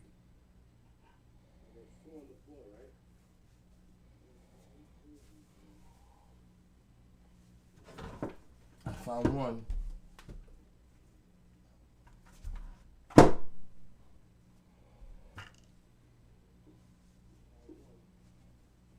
Could have sworn. Yep, I found 2. There might be 1 more, but I'm not sure where. I think it was 2. I'm not seeing any more. I'm gonna look again, but I think it was 2. This damn thing says I cannot disconnect the device. What's the thing? Why can't I disconnect the device?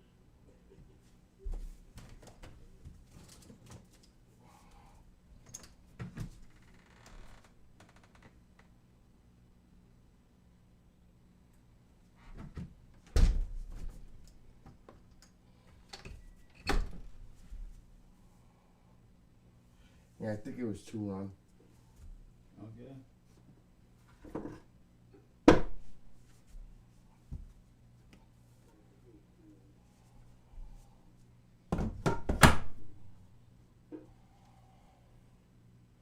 At least I hope it was two. Yeah, we wouldn't want to tackle eating that. No, not at all. That would hurt. Okay, I got a mess here like you cannot believe. Oh, God.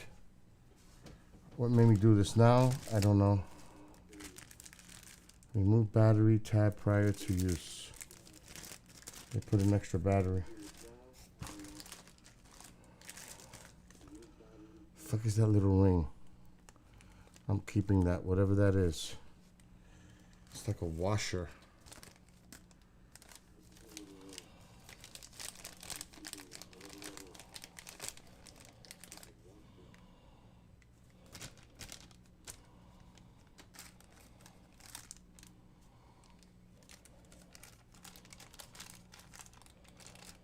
Put it in here.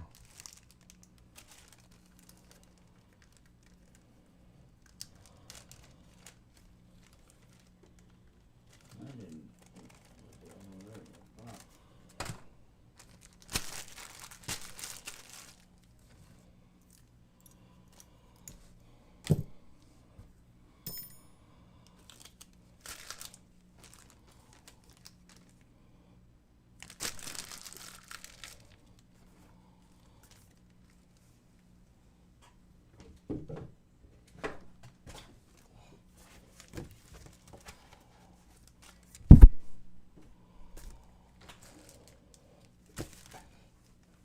I'll leave it here for till tomorrow. Boy, oh boy, do I have to clean a mess here tomorrow.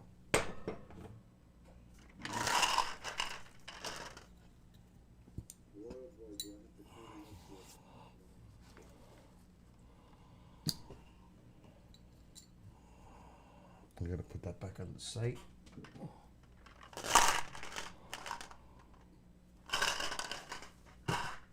I wonder how many are in these fuckers.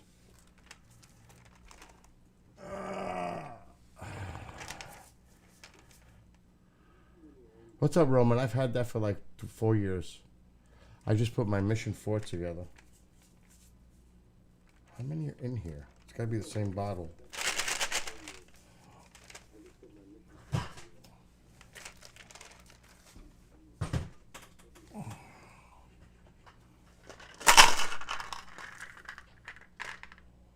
$95 in each. That's a lot of projectiles. So yeah, there we go. All done. Fucking Allen key. Drove me nuts. I think I'm gonna, well, it's gonna be early. But I would like Ronald to mess with this tomorrow. And I got plenty of CO2s for this one. Right here. But I might be leaving already. I gotta find the ones I bought. They gotta be in that mess somewhere down there. I think they're right there. The new burner cartridges, the extra ones. I sleep like I said, I sleep with that by the side of my bed. You never know. But they're definitely not gonna be in.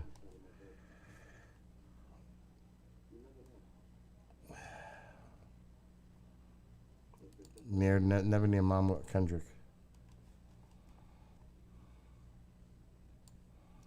So it has the green and red.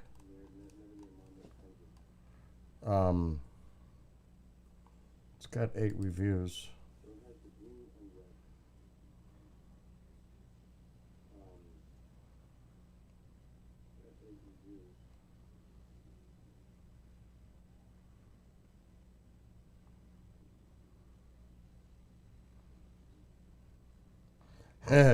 It's cool, but I'm not sure how it works yet.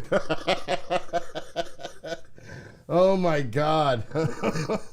That's sad. It's cool, but I don't know how it works yet. How do you know it's cool if you don't know how it works yet? Everything's good. Had a long Pine Bush weekend, but Ronald, Yeah. how was Pine Bush? Great. The best so far? Oh yeah. In 7 years, the best so far. And hanging out with Travis all day today for fucking 8 hours was pretty cool too. I have to say. I am so fucking tired. And I sat behind Travis throughout the whole presentation. Oh my God. And it was weird. Because I have to look at him like, but it's not easy looking at somebody at the back of their head while they're speaking. Try it sometime. With 150 people looking at Travis and you behind Travis. You know all eyes are on you, too. So what do? Where do you look? Away from Travis? No. That wouldn't look appropriate. It was a little weird.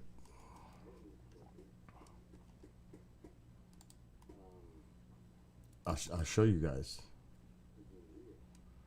It's fucking bizarre.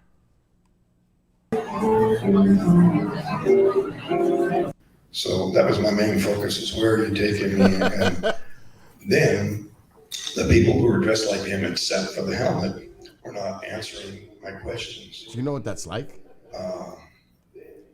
So I started to resist. Wait, I'm not cooperating until you tell me what's going on here. But explaining the thickness of these Scots pine species of trees at Chernobyl. I had to watch the that was an PowerPoint. interesting side effect that wasn't discovered until early 90s. And there's been a number of things. They would have For over an hour. They would have been unexplained here. I think it was last night. And it was William Shatner being the. Can you imagine? And the first time I was on a show called The Unexplained, I don't know if it's the continuation, the same thing, but it was with a host who was Leonard Nimoy, who played Spock in Crazy. Star Trek. So it's kind of a coincidence that, Captain Kirk is... Actually is on top of that list. He's been a very, very good friend of mine, as Kathy has as well. And a few others in the field, Ben Hansen and a handful of others. I'd like to say that, when I started talking about this, it was very difficult for me. This was not an easy thing for me to get up and talk about. I still dodge some things, and Kathy knows, Travis knows. I still things I don't want to get too in touch with. But those who helped me get through this are here in this room today. Kathy has even written about me in a book of hers in the past. And, Travis has been there for me in a number of ways. And so to introduce him today is kind of an honor for me. He's a very dear friend and someone I support 100%.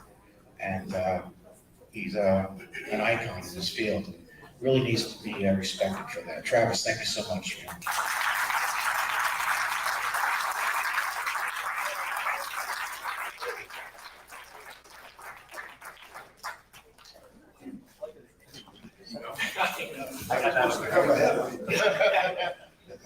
Thanks, Tom. It's such a great company with Tom and Kathy. These are some of the top ones that I rate as top in the field.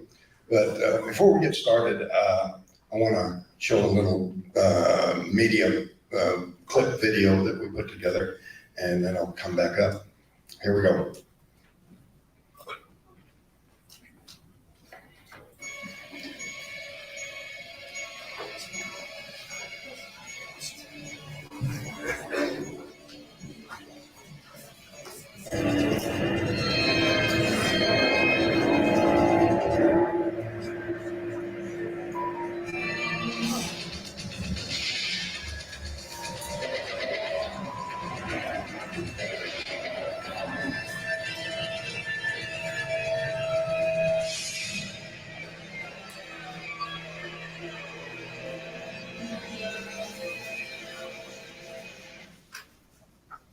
you folks to meet the actors who portray Travis and Mike in the film. The other man, I'm sure you'll recognize right off, is perhaps best known for his hole-in-the-head role opposite Arnold Schwarzenegger in Terminator 2. He's the cop who won't die, but melts and gets split apart and everything else. But he's here. He's in one piece. So, ladies and gentlemen, please welcome D.B. Sweeney and Robert Patrick.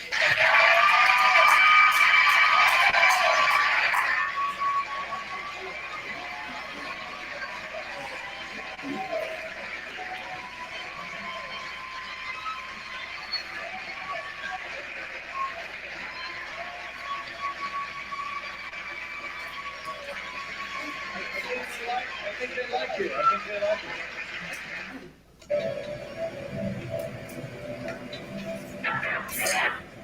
is Sergeant Reynolds from Criminal Investigations calling Lieutenant Frank Waters. Are you there, Lieutenant? Over. Because it is true. Truth is a little stranger than fiction, as I say. And this is a good, solid script. And I like the boys. The boys are good. This is their picture, and I'm just going to support them. But I like it. To really relate to Travis and Mike, you and DB had to learn how to be loggers and. Yeah, we were with the chainsaws out there logging, and I actually nearly took out a bunch of crew guys. I was supposed to aim it at the camera this way, and the lights and everything were here. Crew guys were here. This is a huge tree, and I had it going, and I thought I had it aimed the right way. Next thing I know, it's going towards all these guys, and they're all running. They're screaming it.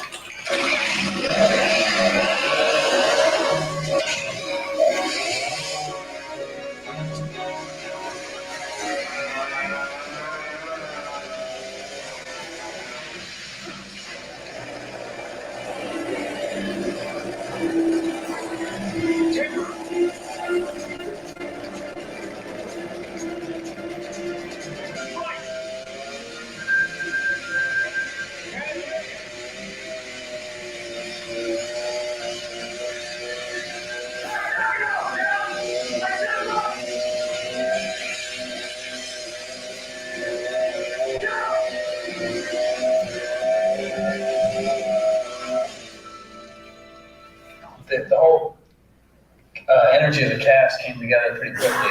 First or second day we were in the room together. You could sort of look around, oh, there's Craig Sheffer, yeah, he's Dallas, and Robert Patrick is already well into his thing. And it fell together very nicely.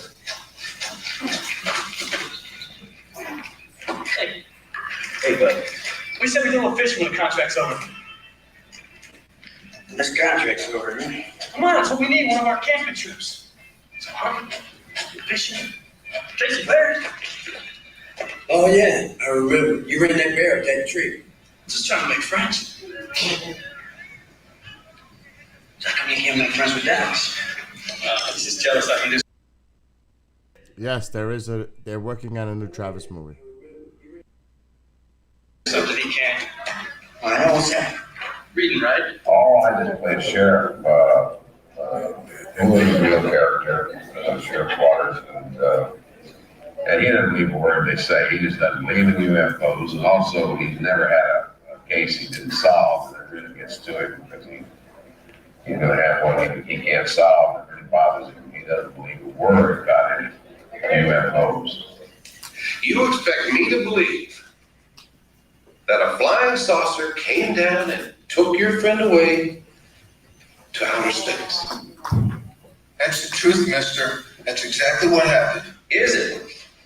Is it? And you know that, Blake. Why the heck aren't you speaking up for us? Why let this man talk to us like this? David, it seems like you're not even trying to believe us. We all saw everything. We all saw the guy get zapped. How about you, Mr. Dallas? You go along with that? Oh, yeah, I go along with that. You don't sound too sure. Well, I'm sure. Why don't you fellas tell Lieutenant Waters what you saw? Or what you think you saw? It was Dallas who saw it first. What about it? Tell us about it. What'd you see? What did it look like? It looked like a fire.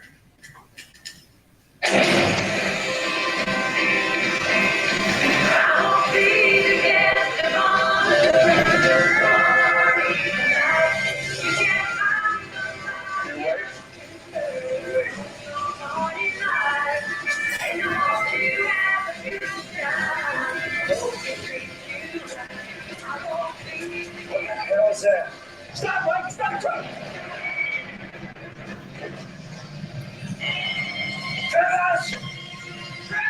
You son of a bitch! What are you doing? Get back in the truck, asshole!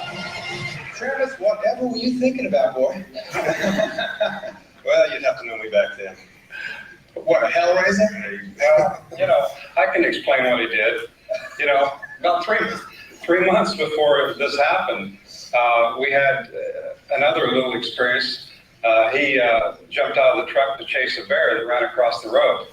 And if you can explain that, explain this. I'm not like that anymore. They're saying get back in the truck, and that was just kind of egging me on. I was scared too, but. Hey, Mike! Travis, get out of there!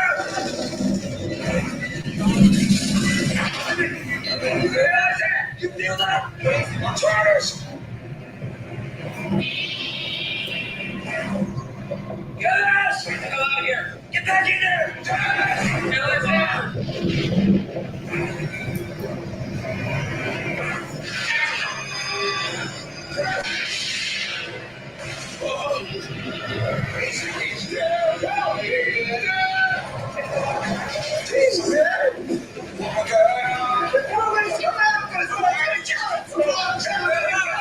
Stay down! Everybody stay down! Yeah, it's an incredible experience playing with these guys, I'll tell you. Some of these loggers came back. One did not. You did not. I played Travis Wall. Right. I see the UFO, I get out of the truck, and just after what we just saw, I get zapped by a bolt of light, and I'm knocked unconscious. The other guys think I'm dead, and they take off. And then Mike realizes I've left my best friend there. I got to go back. And he comes back about 5 minutes later, and I'm gone without a trace. The other loggers did not know what had happened. No, actually, we're all in the truck just going home from a work day. And we see it. We all see it. He wants to get a closer look and walks out underneath it. So the other guys that are with us in the crew cab, they all see it as well. Yeah. So we have like 6 witnesses. Right. And then as DB said, I go back with the guys and we look for it. He's gone. And in real life, this group went back and reported him missing, maybe even dead. Yeah. We knew he was missing. We thought he was dead. And we went back to the town and we explained to him what had happened. We knew that it was, it's a wild story, but we're sharing it with them, and they didn't want to hear it. We've been telling you the truth since the beginning, and now we're ready to prove it. We'll take your damn lie detector test. You set it up. We'll be there. You go ahead. And if any of you got anything to say about me or my crew, you say it now. And you say it to my face. I say, Bill, that all 7 of these people are lying. I'm afraid we have to say that on the basis of physical evidence, meaning physical evidence that should have been there but was not. Now, you heard Travis and Mike Rogers claim that this beam from the UFO was like a grenade exploding fire flame, that Travis was knocked 10 feet back, and in his book he claims he hit his shoulder against the rock. When the morning after this incident allegedly occurred, when the law enforcement officers went to the site to inspect, they found all kinds of dry pine needles, which, if this had actually happened, those needles would have been blasted away, they would have caught fire, they would have burned. Why would I think This was last night. Because this is typical of the sort of reasoning pattern this man uses in attacking all UFO cases. He's equating the absence of evidence to be the evidence of absence. That's absurd, and that's actually a logical fallacy. It's necessary for people to know just exactly what Phil Klass really is, who he really is. He's nothing more than a disinformation specialist from Washington, D.C. What's the word? The results of one of the tests, unusual. It's inconclusive. We'll have to try again tomorrow. What about the other ones? What's the word on them?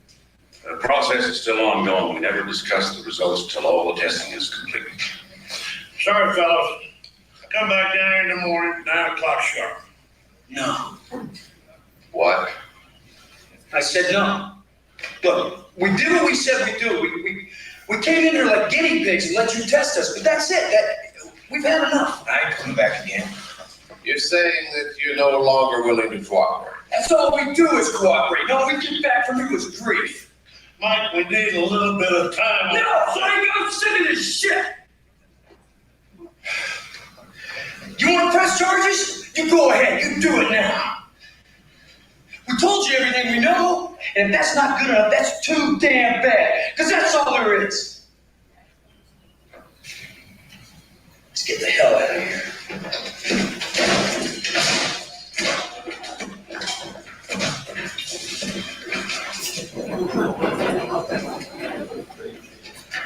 What are you saying, son?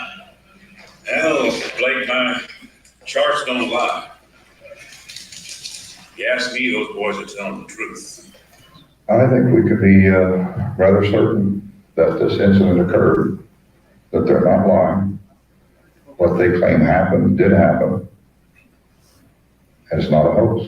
The fact that I have to make the audience believe this extraordinary thing has actually happened to me, and if I can do that, it'll be a great victory for me, because it's not a matter of getting them to believe that your dog died or that your car will start or that you broke up with your girlfriend. It's asking them to believe something quite extraordinary, of biblical proportions. And that was what initially got my attention when I read the script, that central challenge of making, we're not making a special effects supernatural movie, we're making a movie about ordinary people where something extremely extraordinary happens.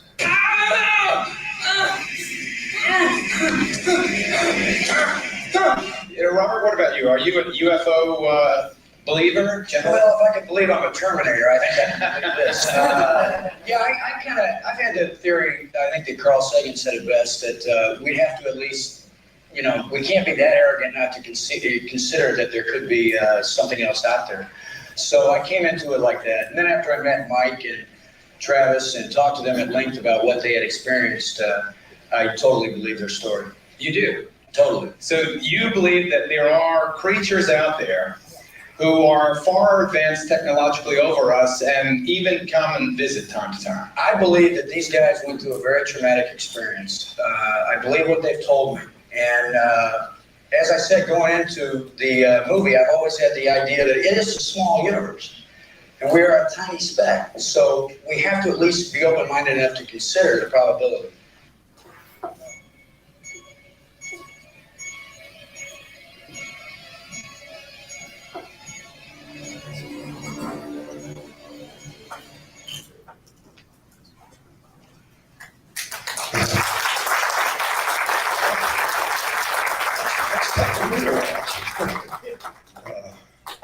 Wow. Working with these actors, that's actually kind of an endorsement in itself, I mean, if somebody was acting, talking to them, they would be the first ones to spot it. I just coincidentally happened to watch an episode of The Unexplained here, I think it was last. So I'm exhausted to the point where I'm going to pass out. It's been a hell of a few days. At some point, I'll play this. Ronald has to get up early. He needs to get to bed. I need to get to bed. But this weekend was freaking awesome. I think it was so far the best Pine Bush in the 7-8 years that I've been involved. It was Kathleen Martin, who's an absolute sweetheart.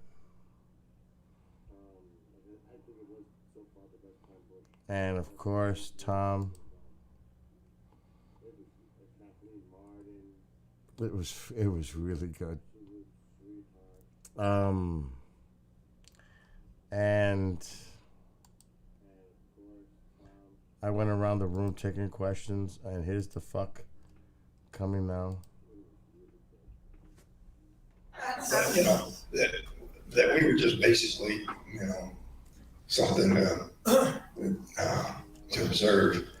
But I don't think that anymore. I think, and I compare it to something that I learned about. There's something called the Utah Data Center. It's a gigantic computer complex. You can look it up online. The Utah Data Center is acres and acres of computers that are recording every electronic communication on the face of the earth. Now, if humans can keep track of that, surely beings that are thousands or millions of years ahead of us can handle it.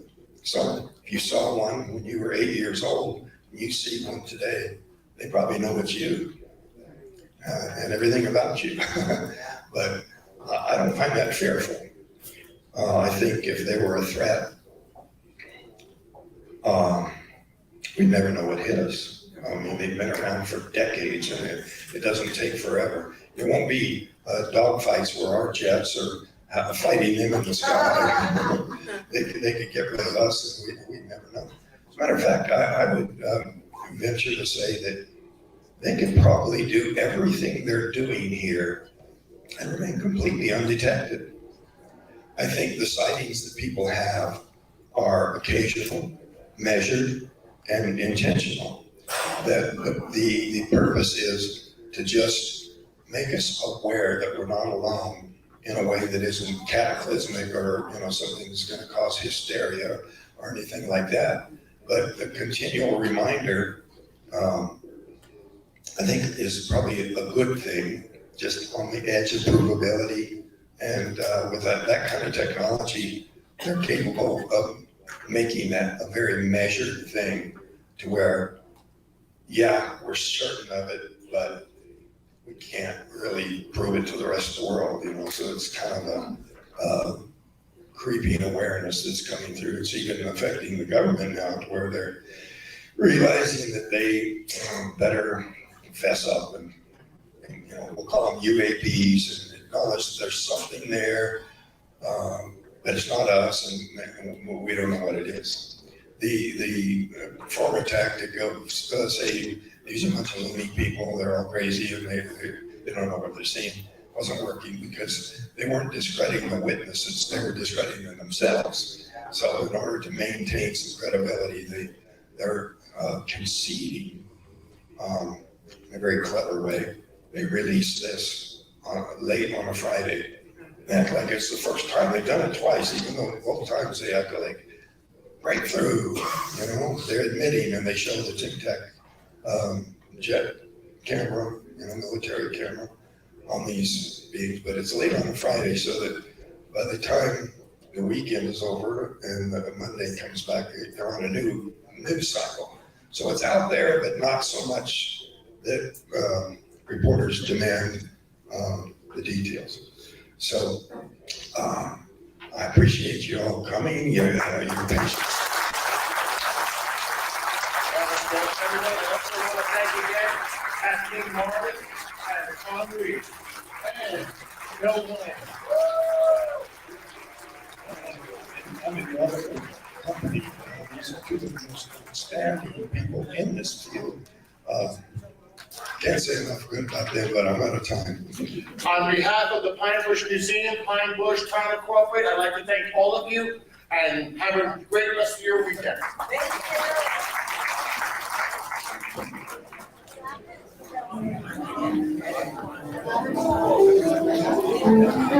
Thank you very much.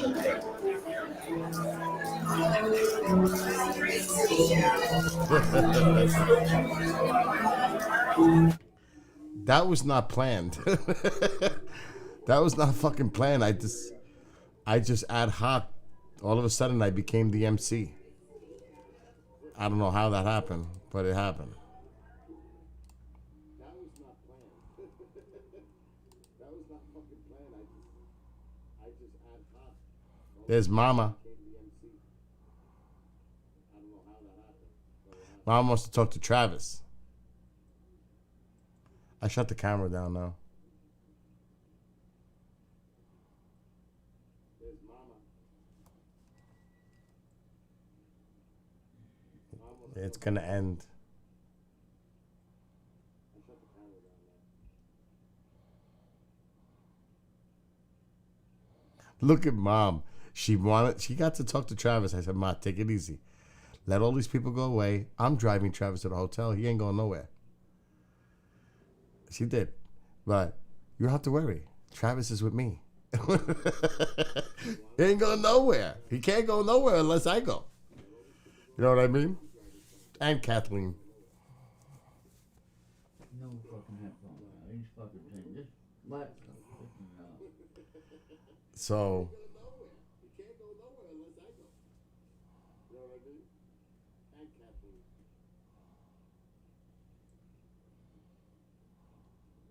It was cool last night. It was cool. But I'm going around. Tom is like fucking around. We're trying to figure this out. I'm in the middle of this. Kendrick. Kendrick is on fucking screen. This is before the event started, I think. Oh, no, it's not.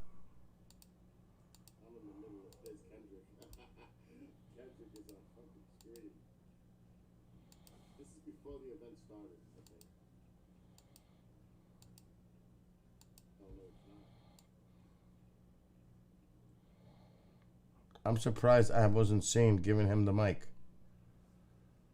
Maybe he took it himself.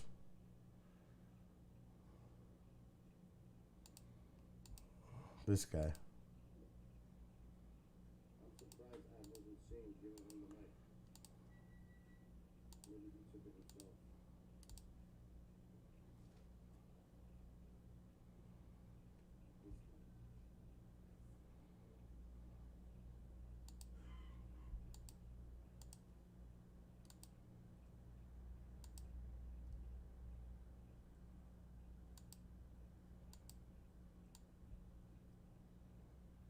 I'm everywhere. Uh-oh. Am I turning that on? I hope I'm not talking.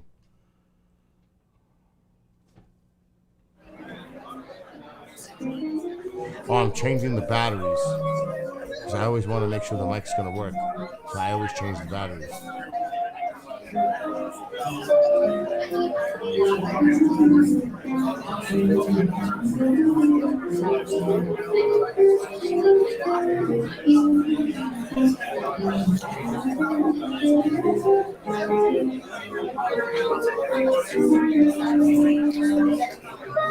I took the photo.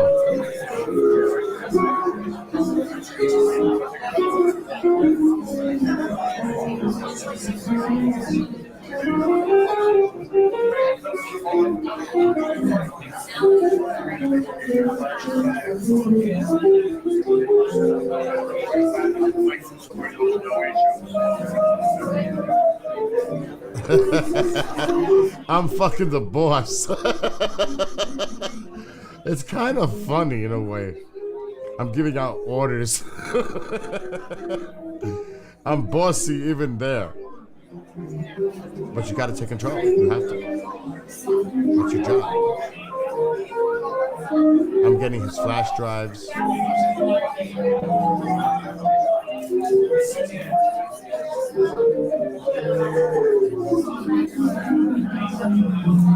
I know what I'm doing. That's the shit. And I know their system. I've done this for a few years here now, so I know how to do the whole system. The audio that's built in there, the microphones, the levels, bringing down the fucking projector screen. I know how to work that whole thing perfectly. And it's so easily. Do you know? I'm the one. This is for real. I'm the one who had the town redo the audio system and redo that hall. At the time, who the person was in charge, Domini, I said, Domini, you spent all this money on this building. Whoever put this system in here did a horrible job. Horrible. Fuck, now the fucking pastor don't work again. They fucked up the closet with all the equipment in it. They didn't make it easy plug and play like this. They redid the whole thing because I told them you have to do this. This convention center is useless unless you upgrade the video and audio. And they fucking did it, and they spent a lot of money. And it's amazing. It's the best thing they ever did, and they know it.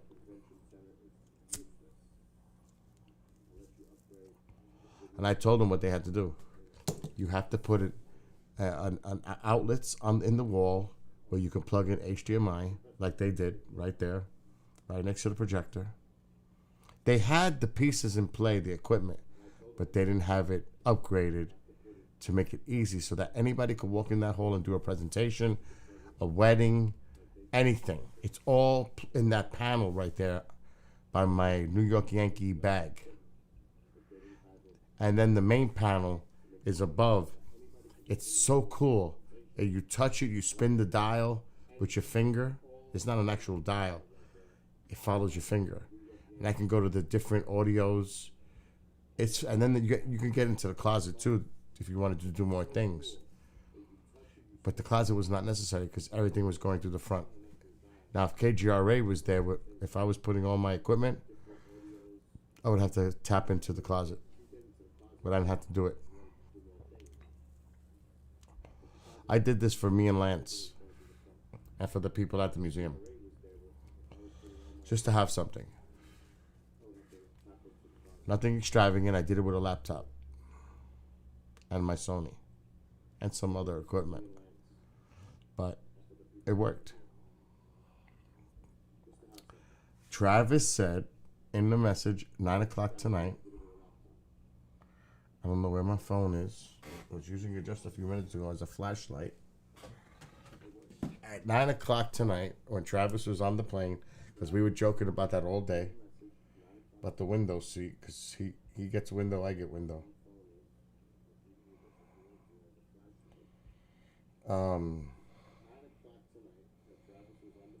Let's see.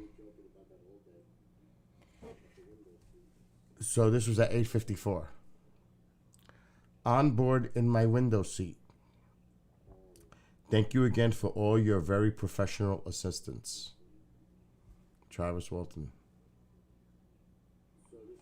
And I said, my pleasure, with a smiley face. Do you know what it's like to hear that? Do you know what they both told me, Kathleen Martin and Travis in the car? You run one hell of an event. You're a perfectionist. It was done professionally. And it's one of the best events we've done. Your hospitality, all that. That's fucking an awesome compliment coming from those two. It really was. It touched me. They both said that to me on the way to the airport today when we were dropping Kathleen off. I am not kidding. I'm humble. And I was like, thank you. In my stupid voice. But they said, really? You really are? They kept insisting. And I was like, oh my God. Because,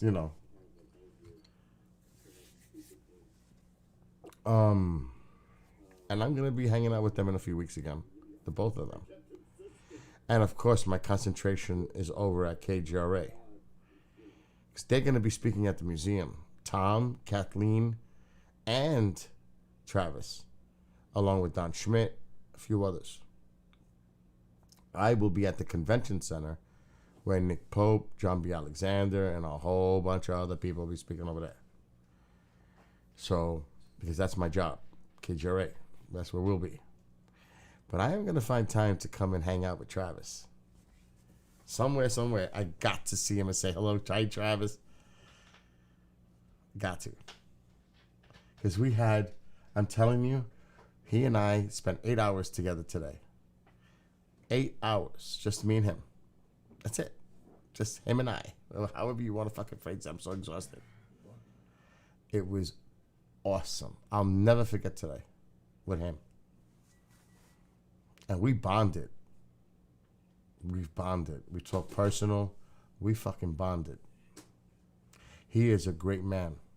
He's a great human being. And he's so humbling. You have no idea. No compensation. I don't do it for that. I do it because I love it. I don't do it for the money. I get compensated for my gas, tolls, the lunch that I took them out to. I get compensated for that. I don't personally get a penny more than what I spent. I don't do it for that. I do it for Pine Bush, the community, because this is my community. And I want to contribute to the community. It's my way to do my role. And it feels fucking good when you know that people are having a great time, they're enjoying it, and I'm partially responsible for that. That's the satisfaction. It's worth more than money. To me, at least. You can't put a price on that. Not I for me. And he'll be back next year. Definitely he's coming back. We spoke about it. It's a plan. Travis, because I spoke to Travis. Travis, would you want to come back next year? I said, sure. He loves Pine Bush. He loves the atmosphere.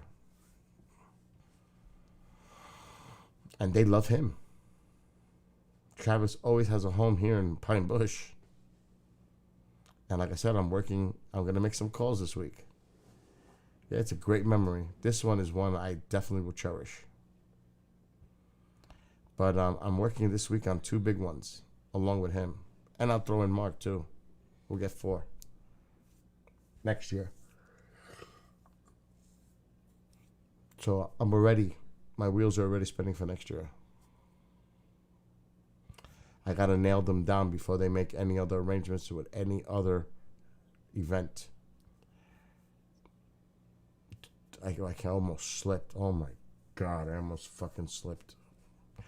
Someone almost came last minute. If I would have told the person 2 to 3 days prior, they personally would have flew in. Not only to represent something, but also to meet me.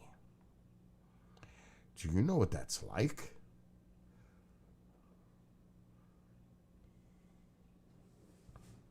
That's fucking amazing.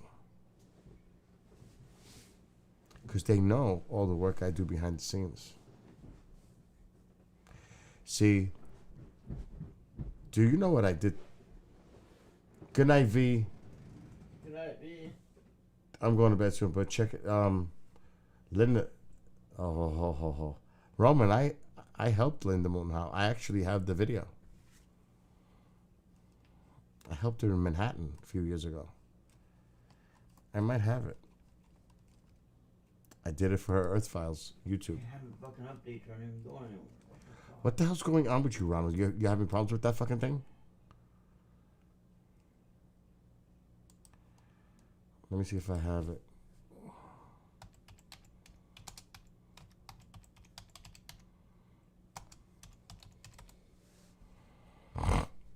I gotta go to bed. Let's see if my computer. It should be on my computer. I talk to Linda frequently. Oh no, I'll use the word occasionally. She calls me doll. There's some people in the chat that don't like her. It's okay. I like her. Oh shit, I got her movie.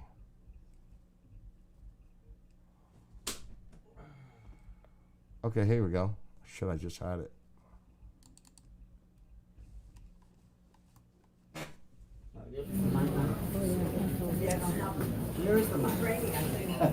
This is me filming her in Manhattan.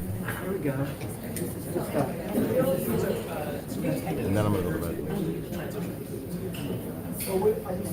So she asked me to help her. I went down the city with Mom, and I helped her. And that's Alan Steinfeld. You guys, let's test audio. Let's test the room audio. Testing 1, 2, 3. Testing 1, 2, 3. Testing 1, 2, 3. Testing 1, 2, 3. Is that good for everybody? Yeah. Everywhere? It feels like it is. And What I'm going to do now is I'm going to do a greeting to my Earth Files YouTube channel. It's been growing in leaps and bounds, and we're going to live stream tonight right there. So, should you give me a countdown, or should I just go? Just go. We're on. All right. Hi to everyone in the Earth Files YouTube channel audience. It has been, for me, one of the most gratifying evolutions of the last few months to meet. I don't know what year this is, like 2019 maybe, or 18 or 17. Look what she's talking about. Look what she's talking about. And she was way ahead of everybody else. She nailed it. She was way ahead of every fucking body else.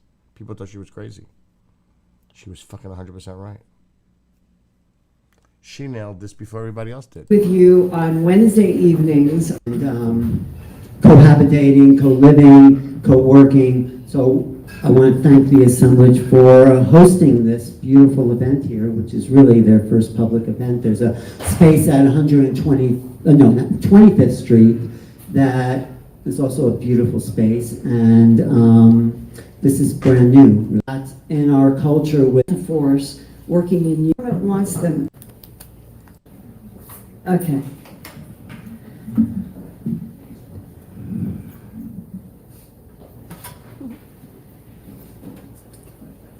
Eight and a half months a Thurman for the Thurman, and it's being streamed live on Facebook and also on Earth Files YouTube. So tell your friends who are at home, watch on Facebook the assemblage, and on YouTube Earth Files. And here is Linda. Thank you, Alan.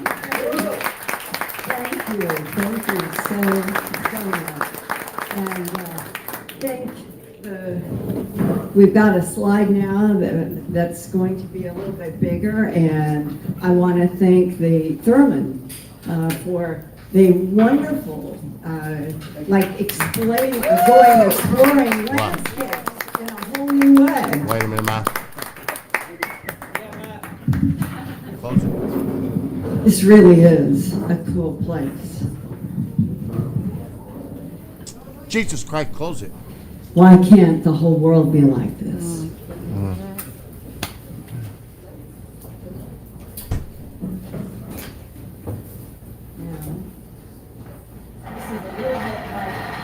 Rubbing your head in your stomach at the same time. Okay.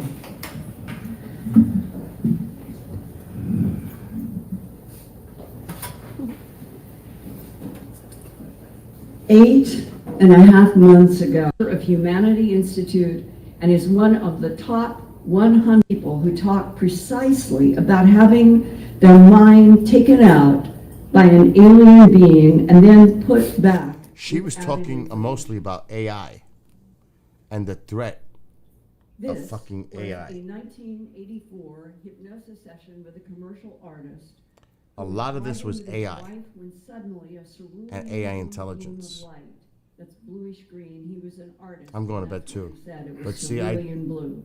She says that at some way she thanks me and all that. Colorado Highway near Longmont, north of Denver. But this was down by World Trade Center. This was an exclusive club. This was not for the public. She did that for a club. Alan Steinfeld set that up. This was, and Bill was pressure. That was pressure for me. Because it's Linda fucking Moulton Howe. And the clientele that were there was not a joke. There was a lot of people in that audience that were people that are, and I can't mention, I don't want to say the elite, but it was an interesting audience there. These are the things that I've experienced, which has been an incredible ride. just like that experience with her there was fucking amazing.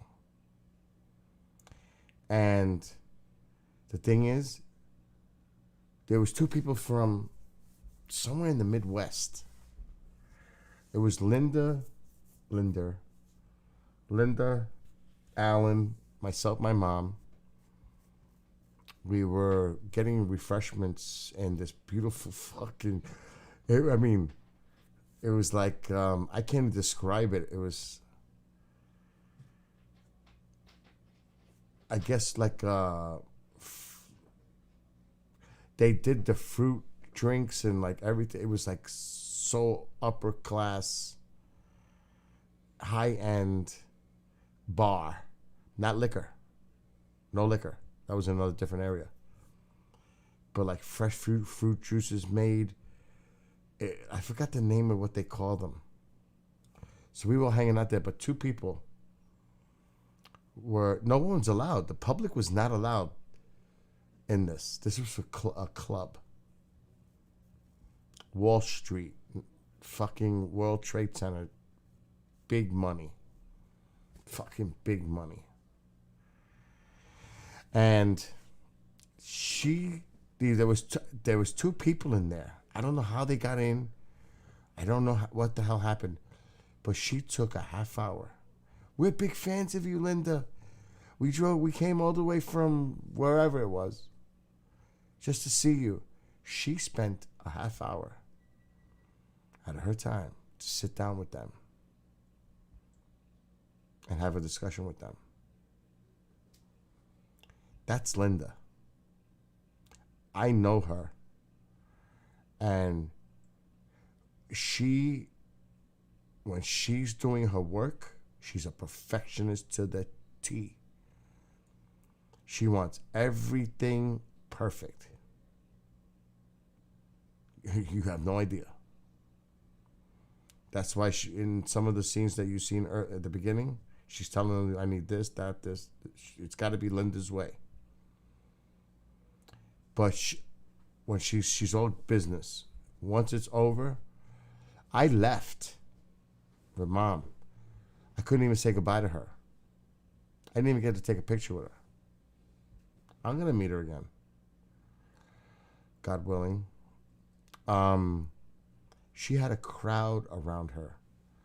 All the club members were around her, and they were all engaging her in a circle. She was like in the fucking middle. In the corner. They're all around her, and they're all... It must have been a half hour. She just went and talked to each person, asking their questions in that circle. And I said, Linda, I know you're busy. Love you. I'll see you. I gotta go. I got a ride waiting for me downstairs. She spends the time to talk to the people.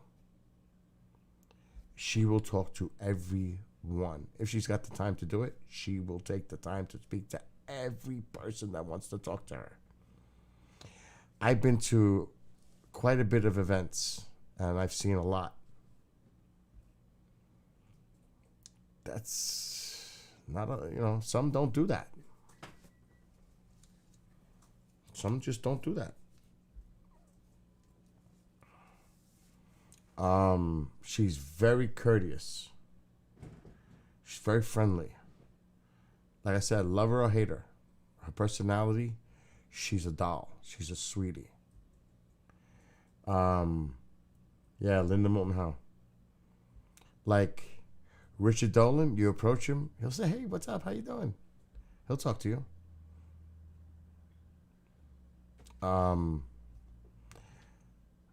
They all do. They pretty much all do. I can't think of... There's some more quiet than the others. That I could definitely say. Who would I put in that category? Mike Cleland.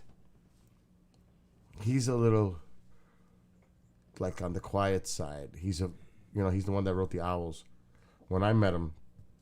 But he wasn't a speaker. He was just attending when Dolan was doing something up here in Kingston. That was years ago. And I approached him. You know, he didn't know who I was. I actually interviewed Richard Dolan, which is, I don't know if it's on my YouTube. It's a few minutes long, and he said, "Bill, you got me." I never heard Richard Dolan say something like that. He goes, "Bill, you got me." What a question. I was like, "Oh shit." I stumped him with a question. You know what the question was? Rich, right, I don't say Rich. I say Rich now. Richard, if there was one person that you would want to represent Earth in the first contact, who would it be? He was like, "Oh shit." But then he got into the whole thing, like who he thinks would be part of that role. I have it somewhere. I think it's on YouTube. I'm not sure. But that's when I first got to meet and speak with him. I would say, who's the character? Tom Reed is definitely the character. Oh, and Daryl Sims. What a fucking great guy character he is. Galactic Black Spire. Yeah, right? Yeah. I hung out with him. I flew on the plane with him in a plane that was fucking pitch black going to Roswell. In a bumpy ride. It was the most freakiest experience I've ever had in my fucking life. Flying in a pitch black cabin. There was no lights. The only lights was at the very front where the stewardess was. At the front of the plane. The entire plane was pitch black. And we were like, what the fuck is going on? And Daryl and I and a few others, there was only like 10 of us on the whole plane. There was only like 10. We had the whole plane to ourselves. We were 8 what? It's only 8:09 for you? But you survived. Shit. I've had the most craziest 2 days, Galactic Black Spire. Pine Bush Festival was yesterday. I didn't stop all fucking day and night. And I had to take 2 people to the airport today, Travis Walton and Kathleen Martin. I drove 6 hours, and I didn't stop, and I'm super exhausted. But it was a trip, because we made it fun on the plane. We were like playing musical seats on the plane. No, I'll move. I'll go to this window seat. We could sit anywhere on the plane. It was crazy. And Ben Hansen flew in with, because I picked him up at the airport. Oh, Mike Barra and Karen Brad, I don't know how to say her name. You can tell everyone I said hi. I'm not able to be on my computer right now due to my brother's kids around to talk like I usually do. What, are you in Hawaii? But anyway.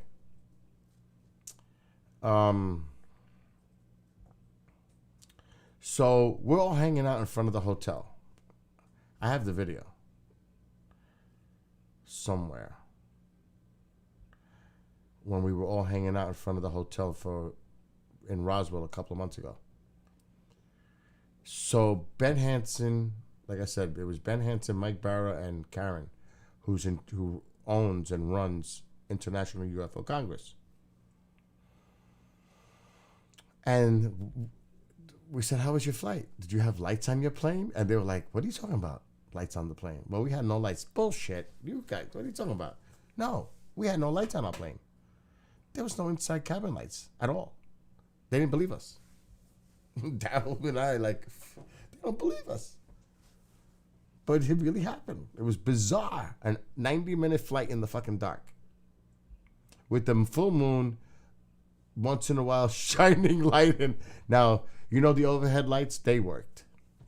So everybody was playing with the overhead lights because that was the only fucking light you had. It was weird. It was odd. That flight wasn't long from Sky Harbor to Roswell. It was 90 minutes. Maybe 80. Yeah, that was Travis Fantasy. I can't. Who else would I say? Anyway, enough storytelling. Because I gotta go to bed. And Ronald definitely has to go to bed because he has to get rest to drive. He's starting his drive tomorrow morning or later this morning. Yep, I'm ready. He's ready, and I'm ready. So I'll get more. Well, okay. So there's been a couple of shows on this, and James Fox did the film on that.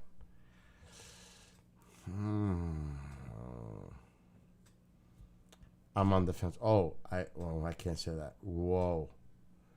I almost slipped again. No, I'm sleeping in the living room tonight because I'm going to freeze out Ronald. I'm putting the air so I could pass out. Even though it's a little chilly in here as it is, air may not be necessary. Oh, you did see the film by Fox. Okay. There's some weird shit behind the scenes that happened there that intimidated James. I can tell you that. Like threatening that if you don't fucking leave my house, I'm gonna fucking shoot you kind of shit. Some intimidation was definitely used. Get like, don't come near my property, threatening.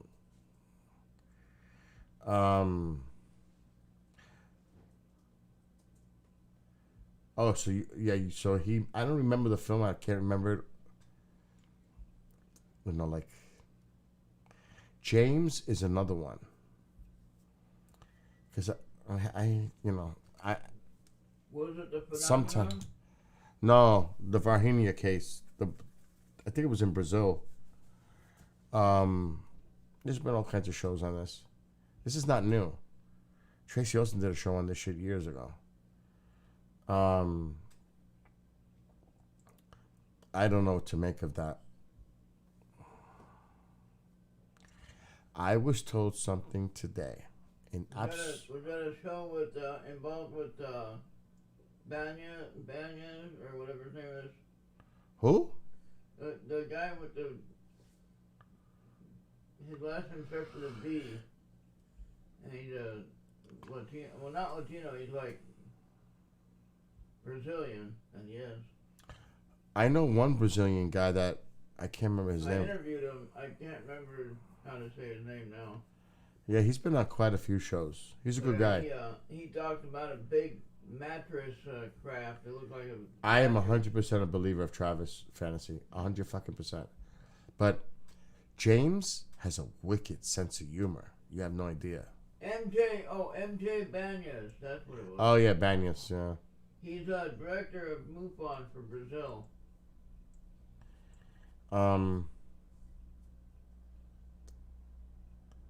Oh shit! I can't talk about that. Oh, there's Star. Hi, Star. Oh my god! I can't talk about that either. I think we're getting ready to go to sleep. Anyway, wait. We're going to bed. Fuck that. I'll sleep on it. How's that? I'll be streaming live drive. He'll be streaming his drive tomorrow. We're going to sleep. We're going to sleep. I have like a fever from being so tired. I'm exhausted. Anyway, everybody. Roman, don't be a stranger. Come hang out more often. Good night, Jessica, Stars, and V, Bob, Roman, Fantasy, Marco, everyone. I'll be on tomorrow during the afternoon, evening, because I'm off. So I'm definitely going to stream. And we'll take it from there. I'm definitely going to stream tomorrow. Anyway, love to all of you. Have a great morning, afternoon, night, wherever you are. Peace out. Ronald needs to get up early, and I'm exhausted. So, have a great night, everybody. We're out. Hopefully.